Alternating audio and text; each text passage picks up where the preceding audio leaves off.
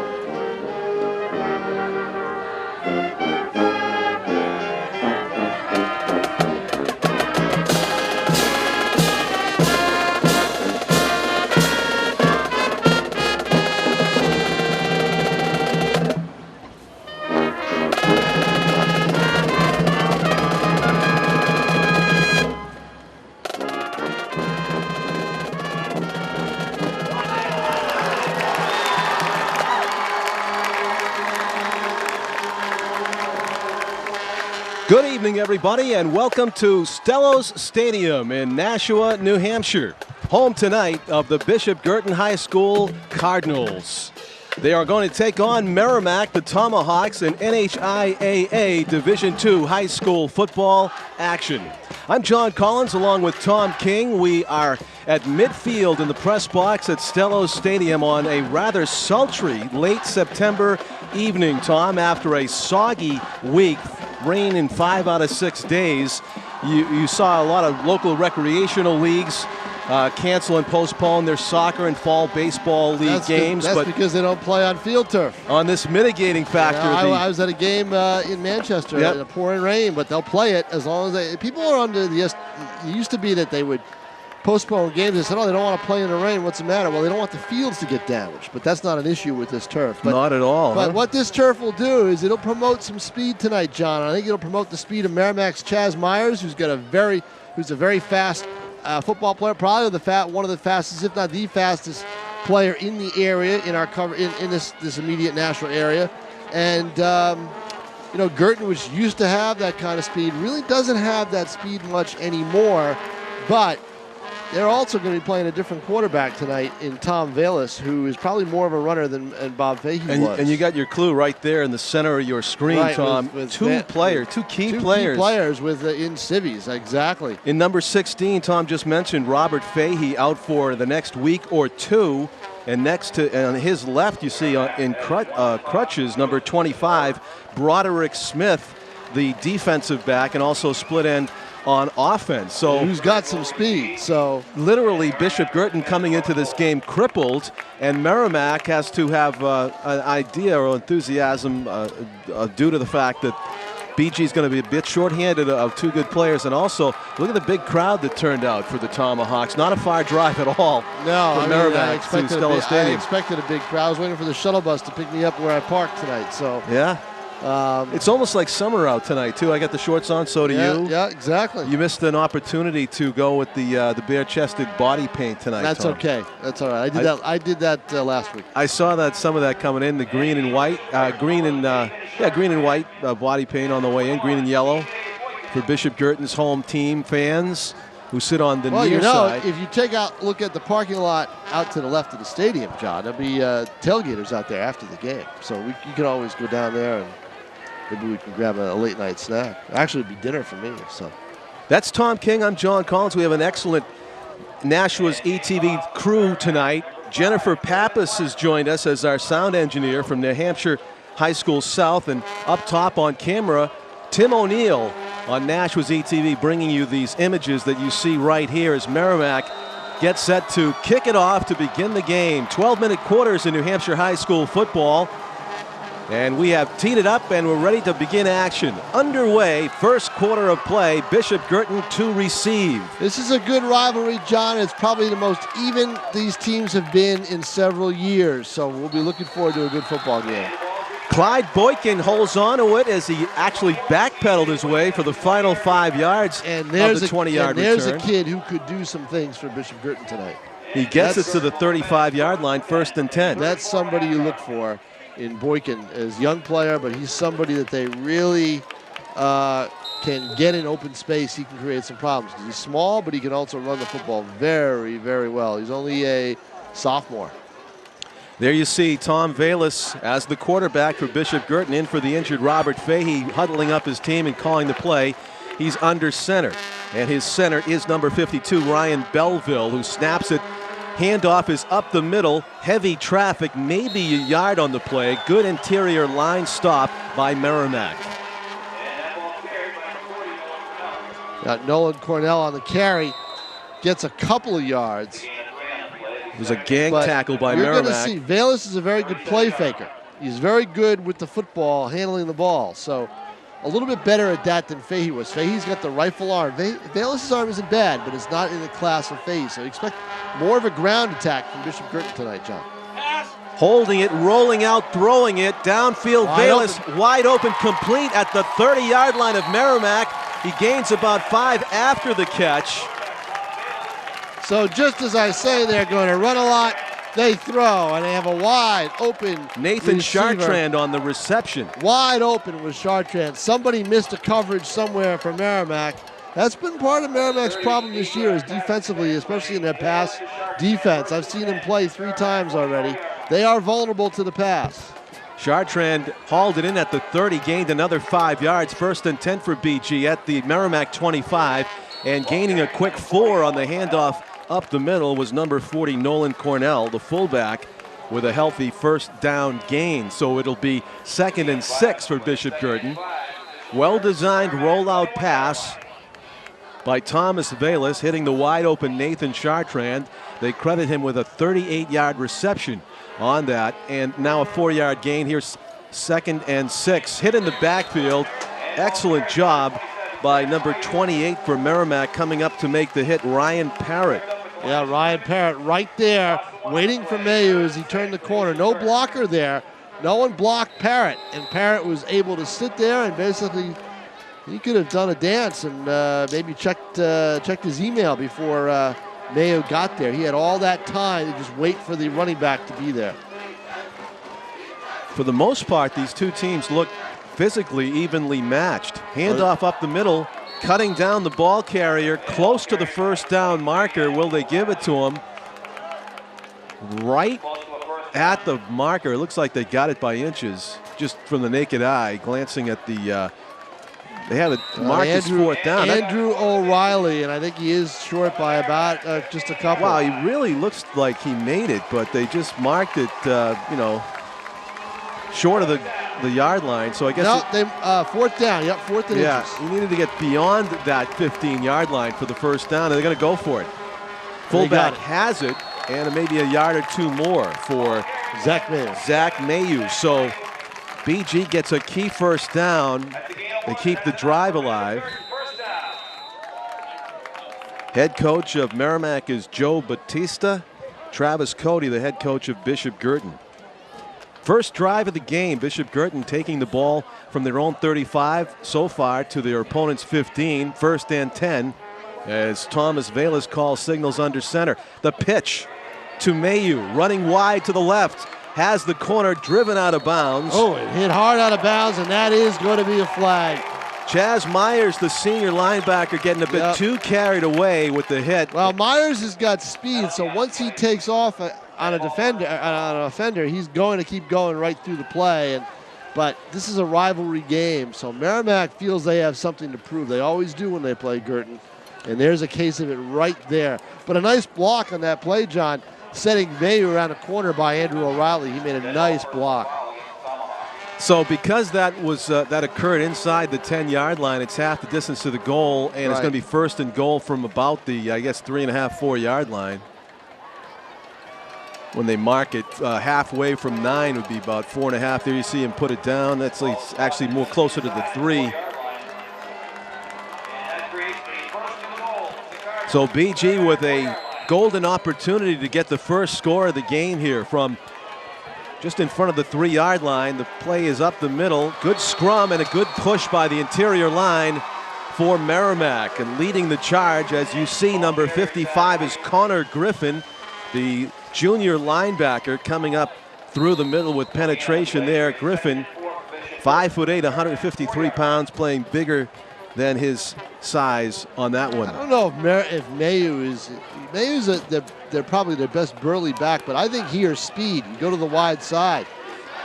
Diving behind his blockers to about the 1 into the pile of players was Zach Mayu. Maybe a gain of 1 on the play. It's going to be. He got more than that, I think. I think he got down to the 1. Actually, you're right, because it was a bit of a loss on the last play. He got about 3 yards. There was a good push there, just not enough for Mayu to slide through the hole. So now it's 3rd and goal at the 1. I'd be tempted to go quarterback here, John, and have him run wide. I think Merrimack's got enough up front where they're going to be able to stop this. Offsides, but I think Guertin moved early. But had to be. Offensive penalty. Yeah, no doubt about it. Offensive penalty, and that takes them back. That changes everything. Now you can see where you're going to probably have a Velas rollout. They're not going to run the ball up the middle of this play. First mistake of the game by Bishop Guertin. Costly pushes them within the 3rd and goal, a quick step through the line of a touchdown to 3rd and goal from the 6-yard line. Timeout BG to talk it over. This drive has taken 4 minutes. 7:58 to go in the first quarter. No score on the board yet. Bishop Guertin took the ball from their 35-yard line after the kick run back by Boykin, and they drove 64 yards to the knock on the door at the 1-yard line, and then a penalty. Illegal procedures pushed them back to the 6 here on 3rd down and 6. Well, you can see the difference in the Guertin offense from when we last did them here on Nashua ZTV, and it's 2 reasons. One, you know, Pinkerton's defense is probably the best around, and no one's going to deny that. And then, you know, it's tough to move the ball against them, although Guertin did move it a little bit that night with a 16-0 loss. But B, they've got some more games under their belt, so they're more versed in the Travis Cody wing T system that this program really hasn't tried to run over the years. So this is new uncharted territory for Guertin, and so far they've got a little bit more experience in it. Velas is going to fake the handoff, roll to the right, throws on the run. It is complete, and into the end zone is Chartrand. The rollout pass works twice, this one for a 6-yard touchdown. Rollout. That's the offensive coordinator here called, so finally got one right. Yeah, they really looked sharp the first time they did it, so why not go back to it? 6 points for Bishop Guertin. 6 points, 6 yards, touchdown. Velas very comfortable on the run throwing. Fahey's more of a drop back pocket passer. Velas fits the wing T in respect of having the quarterback roll out, also with the option play, and the kick is no good. So missed to the right. Play, yes. And it will remain 6-0. I've seen a lot of missed point afters in football games this year. How about Alvin football losing to Merrimack 7-6 on a missed extra point on a botched snap after an illegal procedure call. Wow. They had a good extra point, and then they win against Timberlane on the road on a botched snap on a missed extra point. Yes. Wow. The very next week. The kicking game, all important. It's a sultry September evening here at Stellos Stadium in Nashua. Why can't it stay like this all year round? I don't know. You know it's going to be short-lived. Well, we've had it all week already, so.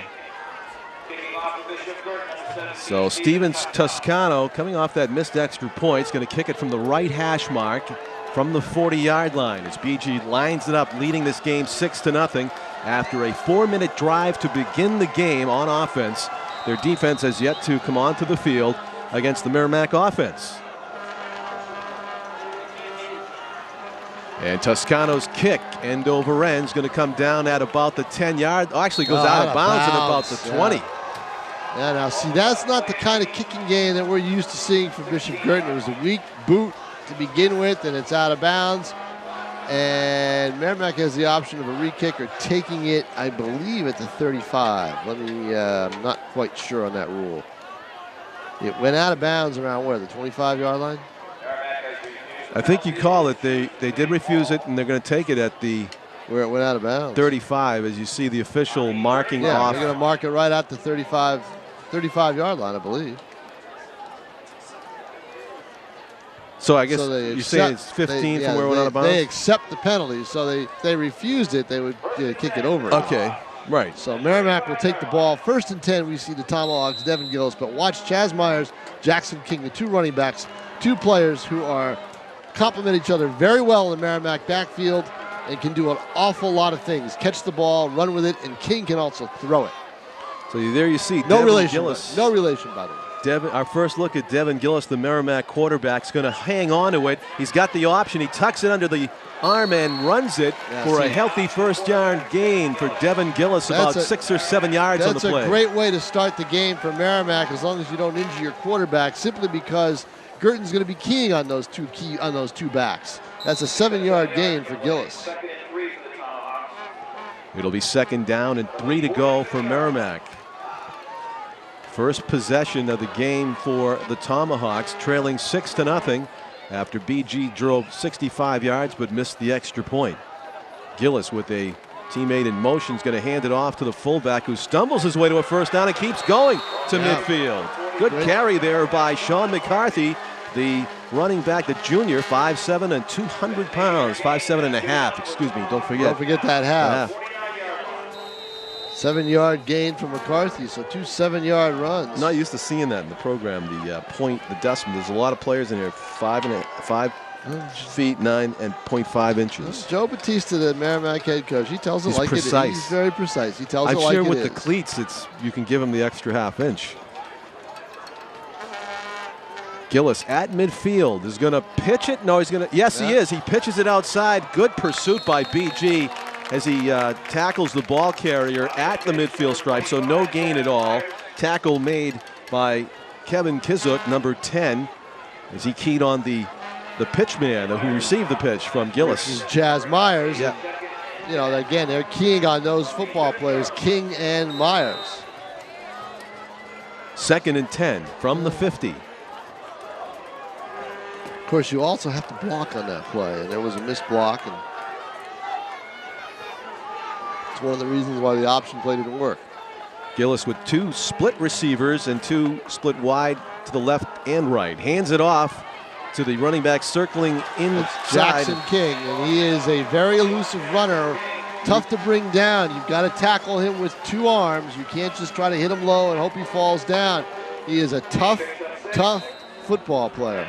And he gets 6 tough yards. The senior running back, Jackson King, 5'10", 166 pounds he is listed at. And it'll bring up 3rd and 4 for Merrimack.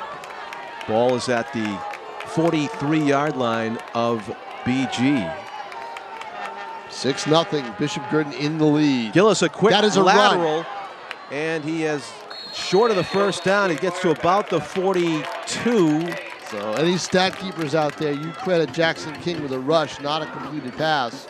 Actually, they mark it at the 41, Tom, which would be only a yard short of the 1st down. Very close to the 1st down.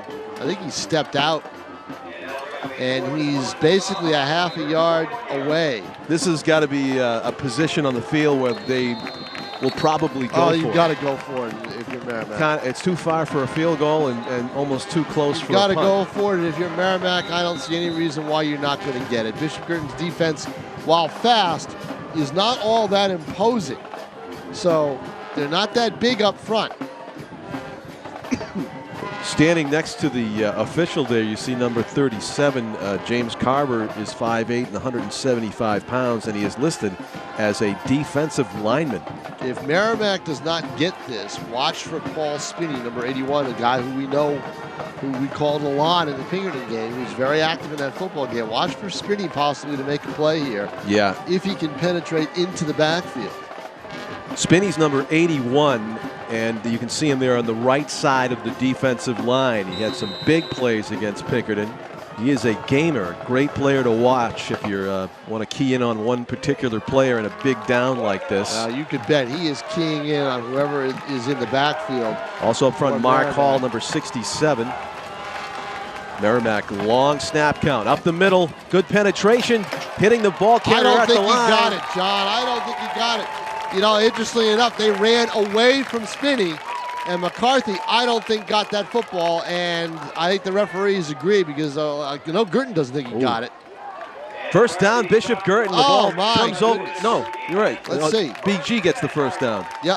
Yeah, he did not get it. Right, he did not get it. The ball goes over to the Cardinals on downs. You know, my theory there is when you have a play like that, you need to get the ball in the hands of your best players. No offense to McCarthy, he's a good fullback, but your best players are Chaz Myers and Jackson King. McCarthy went into the waiting arms of James Carver, number 37, who I'd like to credit for being the key hit. Holding on to it and running through traffic is Velas. He's got a first down and much more down to the opponent's 40-yard line before he is stopped after a gain of 19 yards. Terrific run from scrimmage there.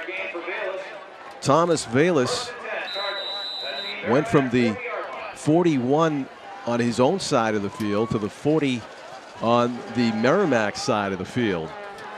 First and 10 for BG. 4:40 to go in the first quarter. BG trying to add to their 6-0 lead. Thinking about pitching it. Now Velas holds on to it, and he is able to fall forward after the hit for another couple and gets a great first down gain of about 6 or 7. Yeah, he thought about pitching it. He had Chartrand on there, but it's a great play fake by Velas because he really faked the fullback dive and then he darts to the side. He runs that option very, very well. I think he runs it better than Fahey does in terms of, what each quarterback can do. Velas is a better runner. Fahey is a better thrower. It's almost like Merrimack had a lot of people who were available to hit the quarterback, but they were all waiting to see whether he would pitch it or not. No, that's the beauty of the option. That's why it's been in Bishop Guertin's playbook for years. Who was that? Is that Mayu? On the carry was Zach Mayu as he dove through the left side of the line and got very close to the first down, a yard short of it. So it brings up 3rd and 1 at the 31. Shuttling back into the huddle is Velas after getting the play from the sideline. And there you see sprinting out of the huddle first, the center, Ryan Belleville, the senior center. Another short yardage play. Oh, nice hold by Velas. Just went right through. Great blocking on that play. It looked like for Guertin, number 60, Andrew Urell just pushed out very quickly and made a nice key block that sprung the running back. Senior guard on the offensive line, key play, he was Andrew a change. Urell. He didn't play in that Pinkerton game, or at least start in that Pinkerton game. They inserted him a couple of weeks ago. It seems to have made a little bit of a difference for them. He was John Hanna-like on that play. Straight drop. Throwing over the top is Velas. It is into and out of the hands of Chartrand in the right corner of the end zone. Should have been caught. From Chartrand's reaction, I think he agrees. I was just going to say, I think Chartrand will be the first to tell you that he should have been caught. Nice touch on the pass from Velas as he gave his receiver a chance to make a big play. I'd like to see on that kind of play, I would have liked to have seen them fake the handoff, play a little play action after running the ball so much, and then try to hit Spinney over the middle. You got you're feeling the offensive coordinator vibe today. Yeah, I like the way this offense operates. I'm getting more used to it. Rolling out to his left this time. Velas throws across the body to the wide open teammate, Bilodeau, and it's dropped. Ouch. And you talk about Chartrand saying, be the first to say he should have caught one. Bilodeau would tell you the same thing on that pass. Ouch. And BG mixing it up on offense, Tom. Some nifty play calls on 1st and 2nd down to wide open receiver on that play at least. And so it's 3rd down and 10. Good, Velas is talking to press here. Velas could have probably run that ball, too. He had a lot of room. Yeah. So, but we got an open receiver. Yeah, you can't blame him throwing to that open receiver. Yeah. Mayu's in motion. Pitch to Mayu. He's got some room. He's hit on the corner by Jackson King and driven to the turf. 5. So that makes a decision now when you've got 4th down here. I don't like the leg that they've shown so far with their kicking game. I don't know if they would want to go for a field goal here in this situation or not. Credit Jackson King with a touchdown-saving tackle on the corner there. Nice timing on the Velas pitch to Mayu, Tom. He think drew 2 players to hit him before he sprang Maybe Mayu. getting a good workout tonight. He's got 26 yards on 8 carries. 4th and 5, and the 19. They're going to go. Chartrand is split wide to the right. Hit in the backfield. Ball's on the turf. And it is a loss on the play, but BG recovers. Dropping on the ball was Andrew Riley. Seemed to be penetration in the backfield right away. It might have been number 24, Joe Giampietro, a freshman who got in the backfield. Number 24 on the roster, Tom. I believe it was Giampietro that broke that play up. Made a nice play. You got to get penetration on a play like that if it's a 4th down play, and they did. Didn't matter who recovered the fumble. It was going to be a 1st down Merrimack regardless. I'm going to be on the lookout for that freshman linebacker again, number 24 on the roster for Merrimack. This is a young Merrimack team, John, with not a lot of numbers. Look at the bench. Not a lot of numbers out there. So it's a young Tomahawk team. The score remains 6-0. Bishop Guertin. Merrimack has the ball back for their 2nd possession. Fighting for extra yards is Jackson King. Short gain on 1st down. Yeah, Bishop Guertin keying on King and Myers this time, and they got right up against King. I said short gain. Yeah, he gets 4. about 4. 1:50 to go in the 1st quarter at Stellos Stadium in Nashua. John Collins with Tom King. We have Jennifer Pappas on sound and Tim O'Neill, our cameraman upstairs. You're looking through his lens right here. Executive producer Pete Johnson with us as well. As Velas calls signals, hands it off to the I-back. Breaking to the outside is Chaz Myers to the 40. Delivers a hit to Chartrand. And Myers, the Merrimack coaches like that hit. Myers didn't feel it. He just bounced right off it. He was out of bounds. He bounced off it in fine fashion. A minute and a half to go in the 1st quarter. Merrimack driving. Nice run by Chaz Myers to move the chains. 1st and 10 from the Tomahawk 40. Looking for their 1st score of the game. Nice 13-yard game.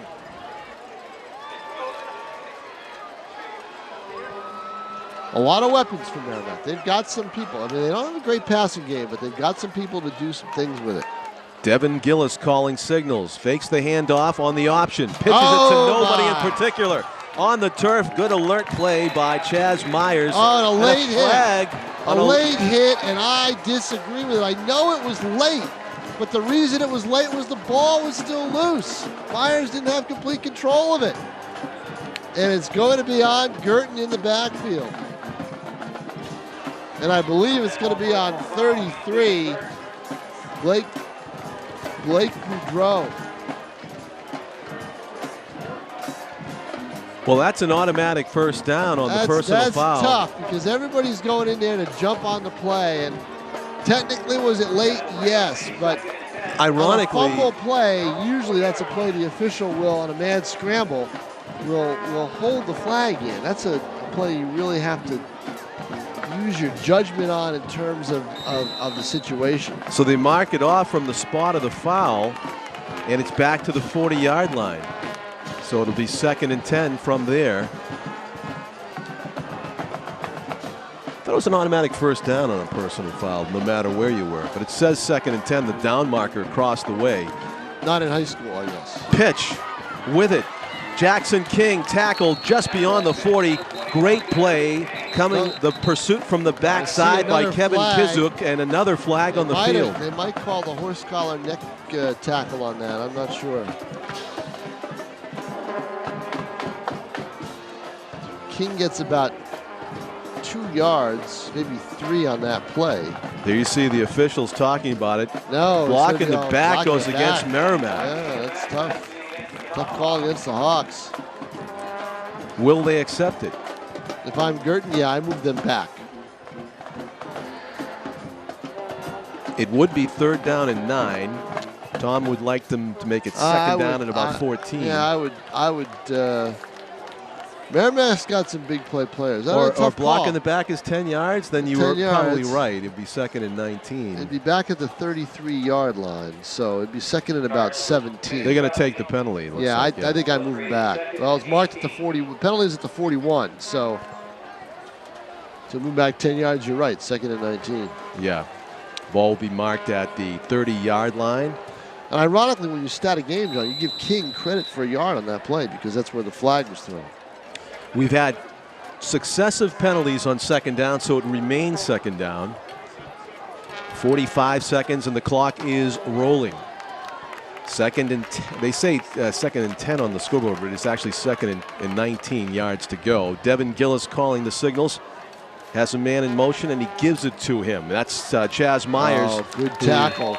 Is not able to get anywhere. That's because of the outstretched arms of number 75 for Guertin. Peter Chrysophides. Chrysophides, yeah. Not that I couldn't pronounce it, I couldn't read it because I had my reading glasses on. You get anybody whose name is more than 4 or 5 letters, yeah, I'm in trouble. Syllables, yeah. I'm in trouble. Chrysophides with his outstretched reach. Also back in the backfield blowing things up with Nathan Chartrand, good two-way player for BG. That is the end of the first quarter. 6-0, the Bishop Guertin Cardinals lead the Merrimack Tomahawks in this NHIAA Division II contest on a Saturday evening at Stellos Stadium in Nashua. Feels like summer, although we're already into fall officially on the calendar. John, as good as Bishop Guertin has been over the years, Merrimack has always given them a tough quarter or two in a football game early on. And I remember one year Merrimack had a 3-0 lead at halftime against Guertin, and that was when Guertin had one of their powerhouse teams. So it's, you know, it's always going to be a battle with these two schools play. I'd put this quarter in that category as a battle, a tough quarter for BG, even though they're leading 6-0. No doubt about it. And of course, the thing that really hurt them the most were 2 drop passes down that way. Guertin's not. This is a type of game where you've got a chance for points. You need to get them. And, you know, Guertin missed a golden opportunity down there. They wasted a lot of good running by Velas and a couple of good throws by Velas. Took the ball all the way to the 1-yard line. They committed an offensive penalty, a legal procedure, and then a fumble on the pitch, and Merrimack came up with a big goal line stand of a stop instead of going down by 2 scores.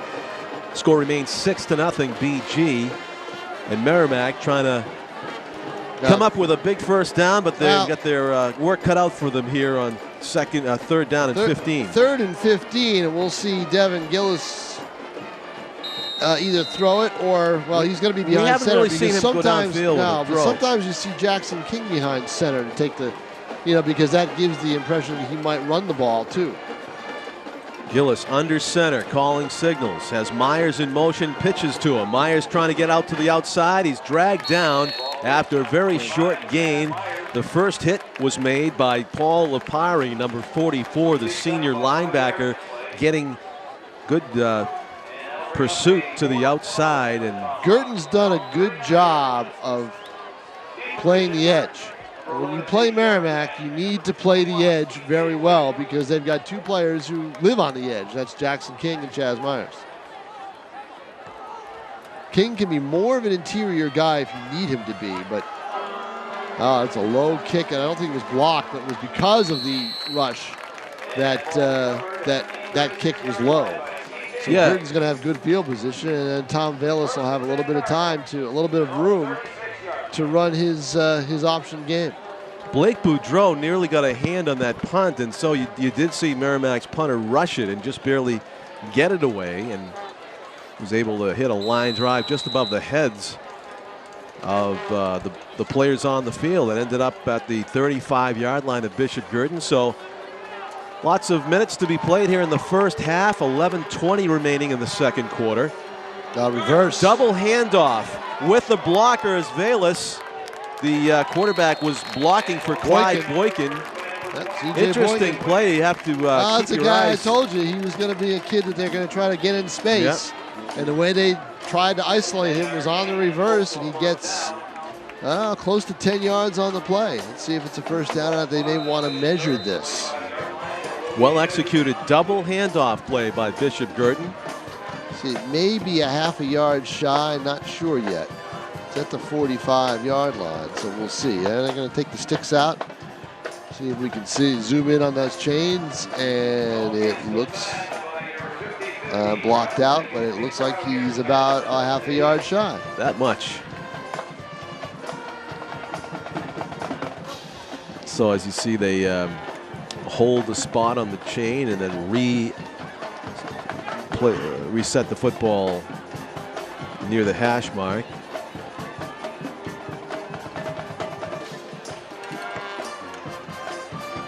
And it'll be 2nd and inches for Bishop Guertin. Yeah, good time to maybe play a little bit with this play. It's 2nd and inches. Do you want to do a fake handoff play action and throw the ball down deep? Again, I think Spinney can be a target if he's out there in this play set. Let's see if he's there. He's better, he's best suited for them on defense. And yeah, I don't see Spinney out there. So, but Chartrand he's on the wide side. So watch out. They could go to Chartrand here. Rolling to his left. Velas under pressure, sprints out to the right, looking for room, makes a nice cutback toward the middle, still with it. Now dives forward to the 45-yard line. More than enough for a first down. In fact, he picks up about 10 on the play. 10 the hard way. Yeah, he needed a few inches. He ended up dancing around for about 10 seconds. 10 yards. 10 yards. I know it. And that's the play. I told you they were going to look for Chartrand, but they had Chartrand covered. So Velas takes off and runs with it. And right now, he's got, let's see, I've got him for 35 yards and 3 carries. He's Guertin's leading rusher on the night. But he made a good decision at the end of that run, John. He was starting to run backwards, and he realized it. He said, no, I got to go forward. He turned around and dove forward for those extra 4 yards. Wrapped up as soon as he received the handoff was number 40, Nolan Cornell. In on the hit for Merrimack, number 72, Sam Privé. Now there's the name that we should be calling a little more often tonight, is if he can do something defensively and make a couple of key blocks, is Privy. He is an excellent lineman. He is one of the best linemen in Division II. And maybe the biggest football player on the field tonight at 6'2" and 244 pounds. 264 pounds, excuse me. Another play action. He may set up a screen. Heavy pressure, and he's going to be sacked. Finally sacked. Yeah. Velas almost refusing to go down, although he had 3 players all over him. Well, everybody says, well, the quarterback's got to get rid of that. He can't take a sack there. Tom Velas had no choice. If he tries to throw the ball, he may fumble it in trying to change hands and get the passing hand out. And, he's got no, if he tries to throw it, and if he throws it, he's going to be throwing it under duress, and the ball could hang up there and be picked off. So you're just going to have to basically, the only thing Velas tried to do wrong there was keep going. He should have just ducked, and we would have lost of maybe 7 or 8 instead of a huge loss on the play of 13 yards. The right-handed quarterback, Velas, not able to square up as he tried to throw as he rolled left. Screen pass incomplete, intended for Zach Mayu, and it is an unsuccessful series of downs. There's a flag. Yep.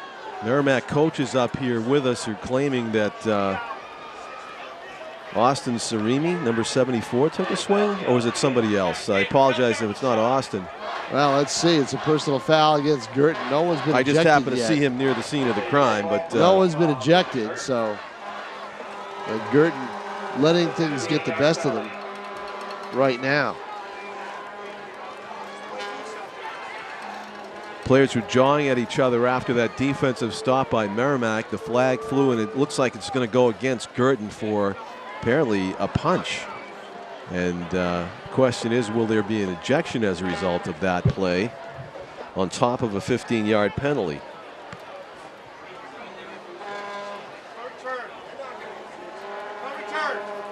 Fourth down.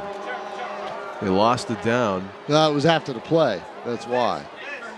It was supposed to be third down, right? It should have been third down. So they're going to make it fourth down automatically. No, that shouldn't be. They shouldn't lose it down on that play. The official put the number 4 up with his fingers. So 4th and 39, a definite punting situation for BG. Why do you lose a play on that? I don't understand that. Midfield, the bounce goes Bishop Guertin's way. Wow, does it ever? Way. Whoa, does it ever? 20-yard bounce for Guertin. And Merrimack will start, not really good, field position, 31-yard line, not bad, but not as good as it could have been. Considering that ball bounced, I think, on the BG side of the midfield stripe, it bounced, as Tom said, a good 20 yards toward Merrimack's end. And still like to know why what's the loss of they down? lose the down. They lose Well, maybe it has something to do with, as you said, a dead ball foul. Maybe. Oh, that's true. That was a third down play anyway, wasn't it? That's right. Devin Gillis hands the ball up the middle. Takes a heavy hit from Chartrand. Chartrand's played a whale of a game. Jackson King with the carry. Yeah. This is a grind. You can tell these two teams, there's some hitting in this game. There's a little extra going on. Yeah, there is a little extra going on. This is a little bit more of a grudge match than we've seen in the past between these two teams. 8 minutes to go in the first half. Bishop Guertin leads 6-0. Merrimack trying to get something going. They've had some successful runs, but really haven't had a passing game to speak of. Devin Gillis calling signals on 2nd and 5 from his own 36. He's going to hand it off again to Jackson King, and he's stuffed pretty much in the backfield. Now, finally a whistle. He keeps moving. You've got to really wrap him up, and Guertin had done a good job of that with him and Myers, but King did a good job of keeping his forward feet moving. He probably gained a couple of extra yards on that play. Total. He should have only gotten about 1. Yep. So call it 3rd and 3 or a long 2 here for Merrimack. A key play is going to be a timeout call by Merrimack as they realize the gravity of this situation. 7:10 to go in the first half. 6-0. Bishop Guertin leads. You're watching NHIAA Division II, New Hampshire High School football on Nashua's ETV. I'm John Collins with Tom King, Tim O'Neill on camera, and Jennifer Pappas, Nashua High South, with us on sound. Huddle for Bishop Guertin on the near sideline. What's the report card on the BG defense so far, Tom? There's a big 0 on the board. I think they've done a good job. I think what they, early on they were caught focusing on King and Myers, and that allowed Gillis and McCarthy to get some good gains on the first 2 plays. But then it was all Gillis and it's been all Myers, and when you focus on those guys, they've done a good job. What they need to do is make sure they wrap them up. And they've played very well taking away the edge game. Boy, if you take away the edge game from Merrimack, then they really, they can be ground and pound, but they won't break it. And Privy's a good blocker. He's a guy that you run behind. But Merrimack's got some skilled people that can run well in the open field. So far, Guertin has stopped the big play from happening, and that's what you have to do. With 6 players up on the line for BG. The handoff is to King, and he has the first down, it appears. Yeah, he did have the first down. Did a great job of running and ran right behind, guess who, number 72, Sam Privy. Privy at 264 pounds. Blows enough of a hole for King to get a couple. Actually, he got about 4 on the play and made it a first down. Gets out from the 38 to the 42, and it's a 1st and 10 for the Tomahawks. 6-0, Guertin in the lead here. 6:51 to play in the first half. Devin Gillis wears number 1, the quarterback for the Merrimack Tomahawks in the white jerseys. BG, of course, in the Green Bay Packer theme, green and yellow. The hold by Gillis, and he falls for it for another couple. And gets about 6 on first down for Merrimack. He should have been nailed back at the 39 because waiting for him was number 10, Kevin Kizik. And Kizik, for Guertin, was covering the pitch on the play. And he darted to the left side because he wanted to cover the pitch. That's the difficulty of the option. He guessed wrong, and Gillis saw that cut, and he kept the ball and ran up on the inside and got 6 yards. Good run by Devin Gillis. Good decision by Gillis, bad decision by Kizik. I said 6 yards, but it's closer to 5-yard gain for Gillis on first down carry. So it's 2nd and 5 to go for Merrimack as they try to get the ball to the 48-yard line of BG to get that first down. Handoff up the middle, hit near the line of scrimmage and driven to the turf by both number 40, Nolan Another Cornell, flag after the play. and 28, John Miller. But as Tom said, a flag is on the field right at the point of contact. What will this call be? Well, Guertin doesn't seem too happy about it. Yeah, it's a personal foul on Merrimack. I tell you, a lot of these personal foul calls, they are a lot of personal foul calls this season. It is getting out of hand. It really is. This is a contact game. You know, I mean, I've seen that looked like a lot of pushing and shoving and hitting going on, but that's football. You know, that's football. I wasn't sure where you were going with that, whether you were blaming the players or the officials for those high number of personal foul calls. I blame the officials. I just think it's a little bit too much. Gill is calling signals now on the 3rd and 20. Rolls to his left, now to his right. He throws it over the head of the intended Jackson King, who takes a hit anyway for his trouble from Kevin Kizuk. And actually, King's asking for a penalty for that. Yeah, I mean, that's exactly. I mean, hey, if the refs are that predisposition toward it, lobby for it. Might as well. You've got nothing to lose. So a successful stop on defense again for BG. At least they're forcing what appears to be a punt here. But unless somebody kicks somebody or really grabs a face mask or grab the neck or the hell, I mean, come on. Getting it away is Chaz Myers. Chartrand trying to find an opening and is tackled at his own 43-yard line. You know, you don't want to compare things, but John, who is a player who would take that ball and we would have a lot of fun watching him turn the corner and run up down the sidelines? Kelly? Yes, that was made for Kelly right there. Chartrand decided to go a little bit more up the field rather than around, but you know, you do what you're not trying to compare players at all, but that is a play that was made for him. Where's Mr. Kelly right now? UNH, I believe redshirted, I would imagine. That was a choice he made to go there and not play and not be able to play with a red shirt. Oh, great job by Merrimack to get in the interior and stop that play right away.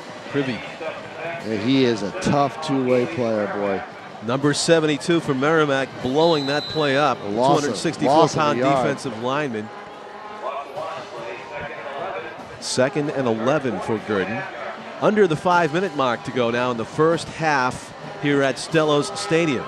BG was able to score in their opening drive, missed the extra point, and that has been the score that has remained on the board since. 6-0, Bishop Guertin. Boykin on the pitch. Up and out to the right side. He is hit by his number 21 counterpart and driven to the turf, but not after a huge gain. Jackson King with the touchdown saving tackle. Well, Boykin got loose down the right side. You know, he's like he's like the Meggett type player. Yeah. He's a small player who you don't want to have 5'5", 135. You don't want to give him the ball 20 times a game, but you want to give him the ball 6 or 7 and make sure he can do something with it. And so far he has. He gets let's see, he gets 16 yards on that play. Biggest chunk in quite a while here on offense for either team. 1st and 10 for BG. A lot of movement on the defensive side. The dive play right up the middle, pretty basic, and a short gain on 1st down for Nolan Cornell, the fullback, following his block of number 60, Andrew Urell. Cornell did a good job from the 42 to squeeze out to the 39. He gets about 3 yards on that. Those 3 tough yards. Tough up the middle with that Merrimack line.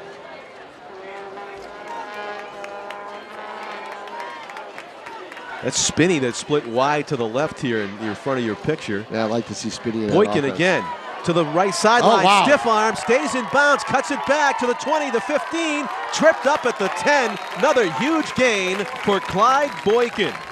The sophomore running back gets loose again down the right sideline. Nice like tightrope back. 29-yard run for Boykin right down to the 10-yard line. Not bad. Threw up the stiff arm at one point during that run, too, to buy himself 5 to 10 extra. So it's 1st and 10. How about 54 yards on 3 carries? So it looks like they could still. It's first and goal. It is They've first taken and the goal. chains out. So Right. it's first and goal from the 10-yard line. Got to go the full 10, as you see. Quick snap and whistles. Let's see. Maybe what we got. too quick. That's exactly what I'm thinking. It's too quick. Although I didn't see any Somebody flags wasn't fly. set. Is there a flag Maybe. on the field? I don't see any I don't see any laundry on the field. Do you? I don't. Gonna wave off the flag, maybe? Somebody was on their cell phone, I believe. That's the, Yeah, that's the exactly. call What is official. that? I don't know what that was. He put his hand to his ear like he was indicating that somebody on BG's offense made a phone call.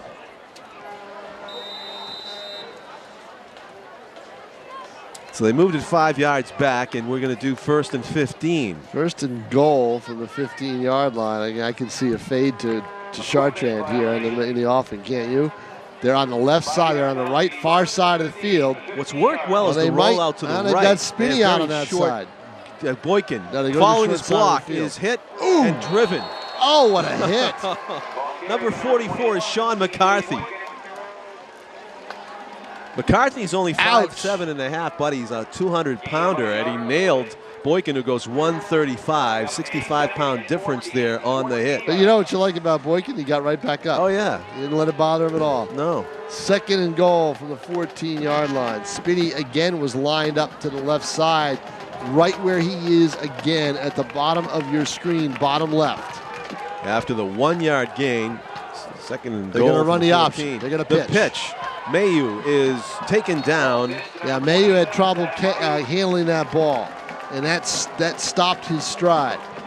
So he's now down about where, the 11-yard line? Yes. Closer to the 12, so it's 12 yards, goal to go. Yeah, I'm surprised. They decided, here's the they play, decided Tom, to run the that, ball that's here. worked twice. They have the wide right side of the field available for the rollout to Chartrand if they go back to it. Right. And you do see Chartrand is over there wide right. Whistle. Another whistle. And you saw where he was rolling to as he had the flag is on the 17-yard line, so Chartrand left early. That's what that call is all about. And also they kind of tipped their hand on what the play call was. Well, I think when he lines up over there, they know automatically it's going to be there. So it's still 3rd and goal again, to go, but now it's at the 17. Again, Guertin shooting itself in the foot. Time a factor now as they call a timeout with 1:40 remaining in the first half. 3rd and goal from the 17-yard line. They were at the 10. And I think the reason they're in this predicament is I just would have given it to Vail. You get 1st and goal from the 10-yard line, automatically a 5-yard penalty that sets you back. But then when you're set back at the 15-yard line, you use that space a little bit instead of just handing the ball off and try to get some inside running. I mean, try to get some outside play. They decided to give it to Boykin on a short field. Boykin doesn't operate well on a short field. I mean, on a short side. He operates better on a wide side. So there are certain things like that. I don't think the play calling in that situation has helped them out a little bit, and it's created a little bit of anxiety, and that's why you see the penalties. But I credit Merrimack too, because Merrimack, they stopped Boykin, which they had to do, and they were right on that option play and stopped Mayer, which they had to do. I think I've brought this up before, but one of the BG players in the huddle over there, number 72, William Collins, the sophomore. He's the same name as my brother, William Collins, and that reminds me, this would have been my mom's birthday today. She died of Lou Gehrig's disease 5 years ago this month, so missing you, Mom.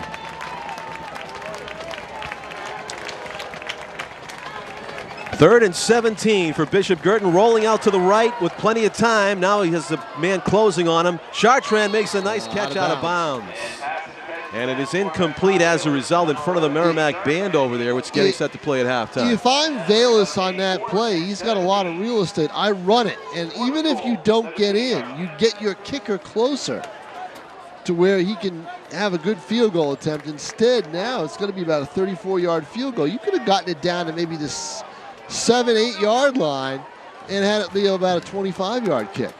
So now they're going to try it from 35 yards. It's going to be a 35-yard kick. Chris Fox. For Fox. Let's see. Trying for that 35-yard field goal, and it's up. He's got a leg. It is. It's good. Wow. Christopher Fox with a 35-yard field goal with a minute and a half to go in the first half gives the Bishop Guertin Cardinals a 9-0 lead over the Merrimack Tomahawks. Well, that's, hey, if you get down that close, come away with points. They did what they needed to do. They came away with points. The way the BG defense is playing, those are 3 big points for Guertin as they make it a 2-score game for Merrimack. And the way the Merrimack defense is basically making it tough for Guertin to do a lot of things. So it's anytime you can get points in that situation, that's the way to do it. So BG's kicking game struggled until then. Now doing the kicking before was Toscano on the extra point. He's back to do the kickoff. Why Toscano on extra points? I mean, Fox can boot it that far and that accurately. It's probably not in Christopher's contract. Probably not. Yeah, exactly. Just like it's not in my contract to do post-game interviews. Of course, I got the producer right next to me to say that. He just learned a new thing. He didn't realize that. Oh, it's a good boot by Toscano down the middle of the field, and it's going to force Merrimack Jackson King to take it from his 10, and he gets it to about, he backpedals, he's still on his feet. King with a stiff arm. Another stiff arm on Toscano. Is the ball to the 50-yard line. 45-yard line. About a 35-yard return for Jackson King. And you know what? Wow, it was like watching a surfer come through a tube of a big wave. But what didn't happen? And he came out the other side. Nobody wrapped him up. Right, exactly. You've got to wrap up Jackson King. He is a dangerous return man. Slippery tonight.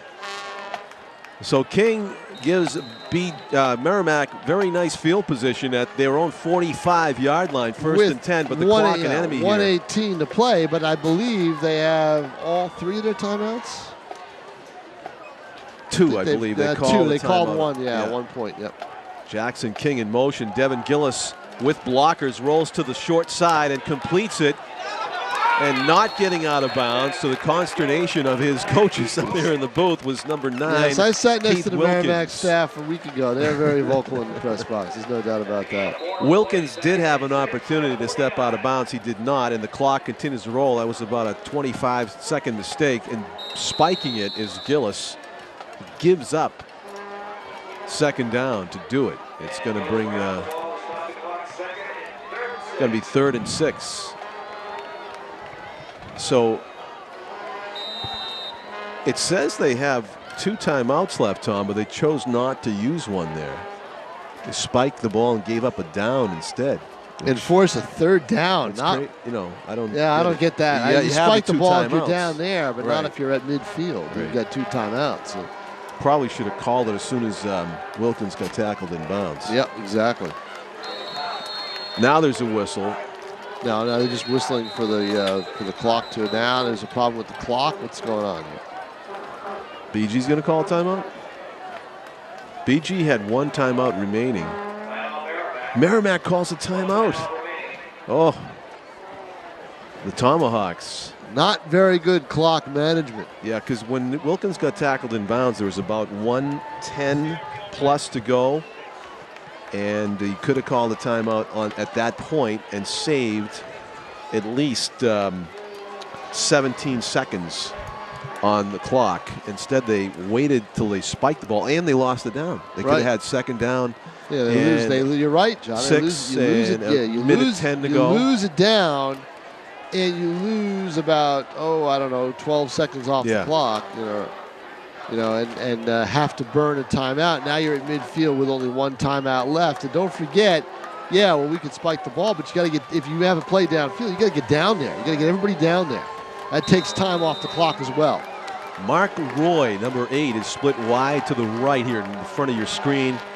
He has yet to get a touch, and now Gillis is trying to get free so he can maybe throw it to him, and he cannot get away from the pursuit of James Carver with the sack way behind the line of scrimmage. That's the Guertin defense we're used to seeing here, is that speed in the backfield, and they get it. Now it's a punting situation for Merrimack. They just want to... timeout BG? Yeah, well, that's a smart play by BG. Call timeout because that way you conserve some clock, and maybe you can do something with the ball. Now, They've already got a kicker who's got a leg in Fox. That So was their last time out of the half for the Guertin Cardinals. But they're forcing Merrimack to punt it with 38 seconds to that's go. a big loss. I mean, they were at the 49-yard line. They're all the way back to the 34. That's a 15-yard loss. Big sack by Carver.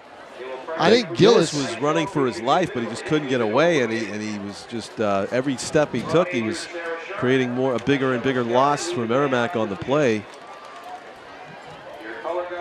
Well, let's see. I can tell you exactly how much offense Merrimack has produced in this half.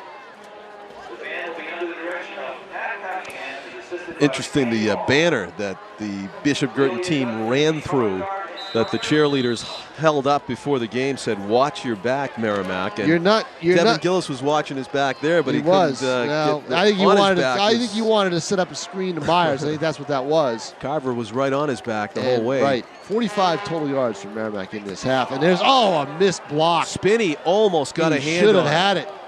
Chartrand has a block, and he drops it. It's on the turf. Merrimack gets it back.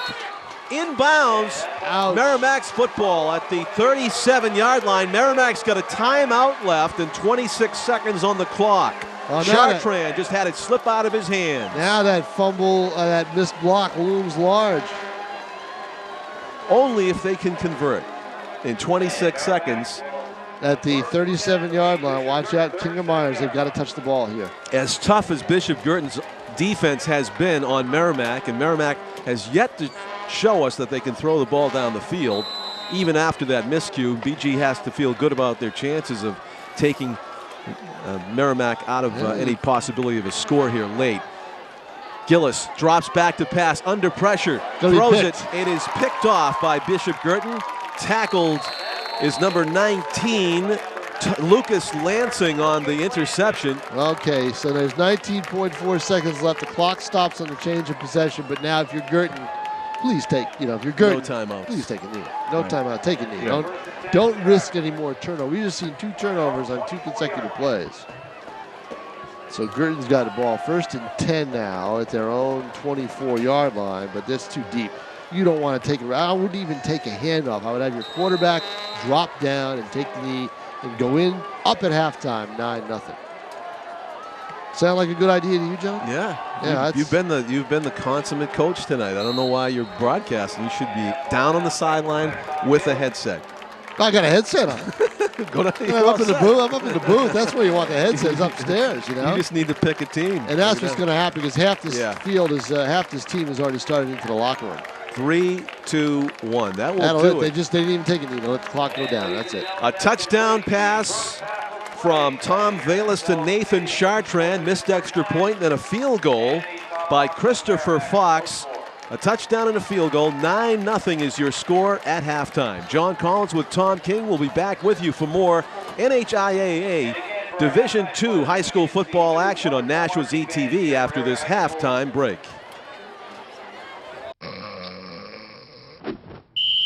Personal foul? Inactive activities on a glorious day. Huh? Let's get out there and play!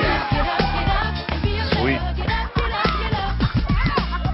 Ooh, freeze! When do I get to be in? Uh-oh. Hey, Reggie, frozen people can't talk. P-L-A-Y! An hour a day. I'm in. There are lots of great play ideas online, but don't stay too long.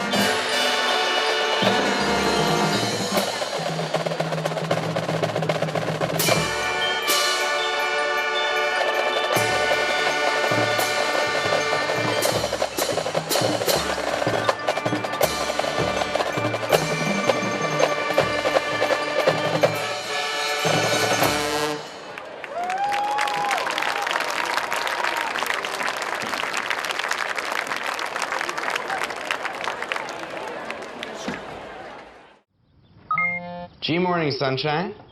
Wakey, wakey. Text me. Are your parents home later? We can hang. LUV, love you. JK. Holla back. Holla back. Holla back.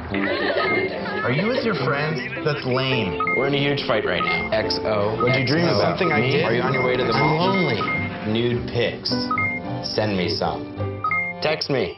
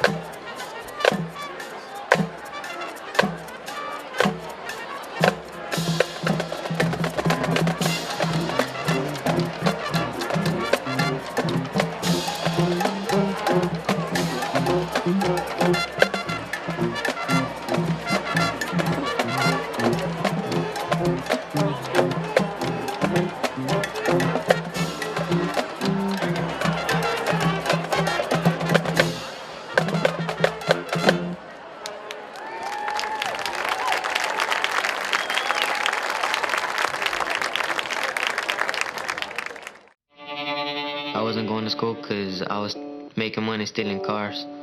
Well, I was 10 when I first got involved with drugs. I skipped school because, nobody cared. When I first got pregnant, school was not important to me, so I dropped out. Well, if I don't finish school, then I can't go to college. That's the whole point of what I want to do with my life. I still need to go to school to make it for myself. I think I'm happier now. I know I'm happier now. Welcome back to second half action here at Stellos Stadium in Nashua, New Hampshire. BG leads Merrimack 9-0 as we get set to play the final 24 minutes of this one. The third and fourth quarters, 12 minutes each, barring extra time. We had a 6-point touchdown play to begin the game when BG took the ball and offense went down the length of the field and mixed the extra point after the touchdown pass from Tom Vallis to Nathan Chartrand. Then Christopher Fox hit a 35-yard field goal for all of the scoring on BG's part. We are underway in the second half of play. John Collins with Tom King on Nashua's ETV as Jackson King carries the ball back to the 35-yard line. Merrimack trying to get on the board. Start off with 1st and 10 at their own 35-yard line, trailing 9-0. Well, that's the guy, Jackson King. If Merrimack is to do anything in this game, if they're to win this game, come back and win it, King and Myers are the two guys that are going to have to do it for them.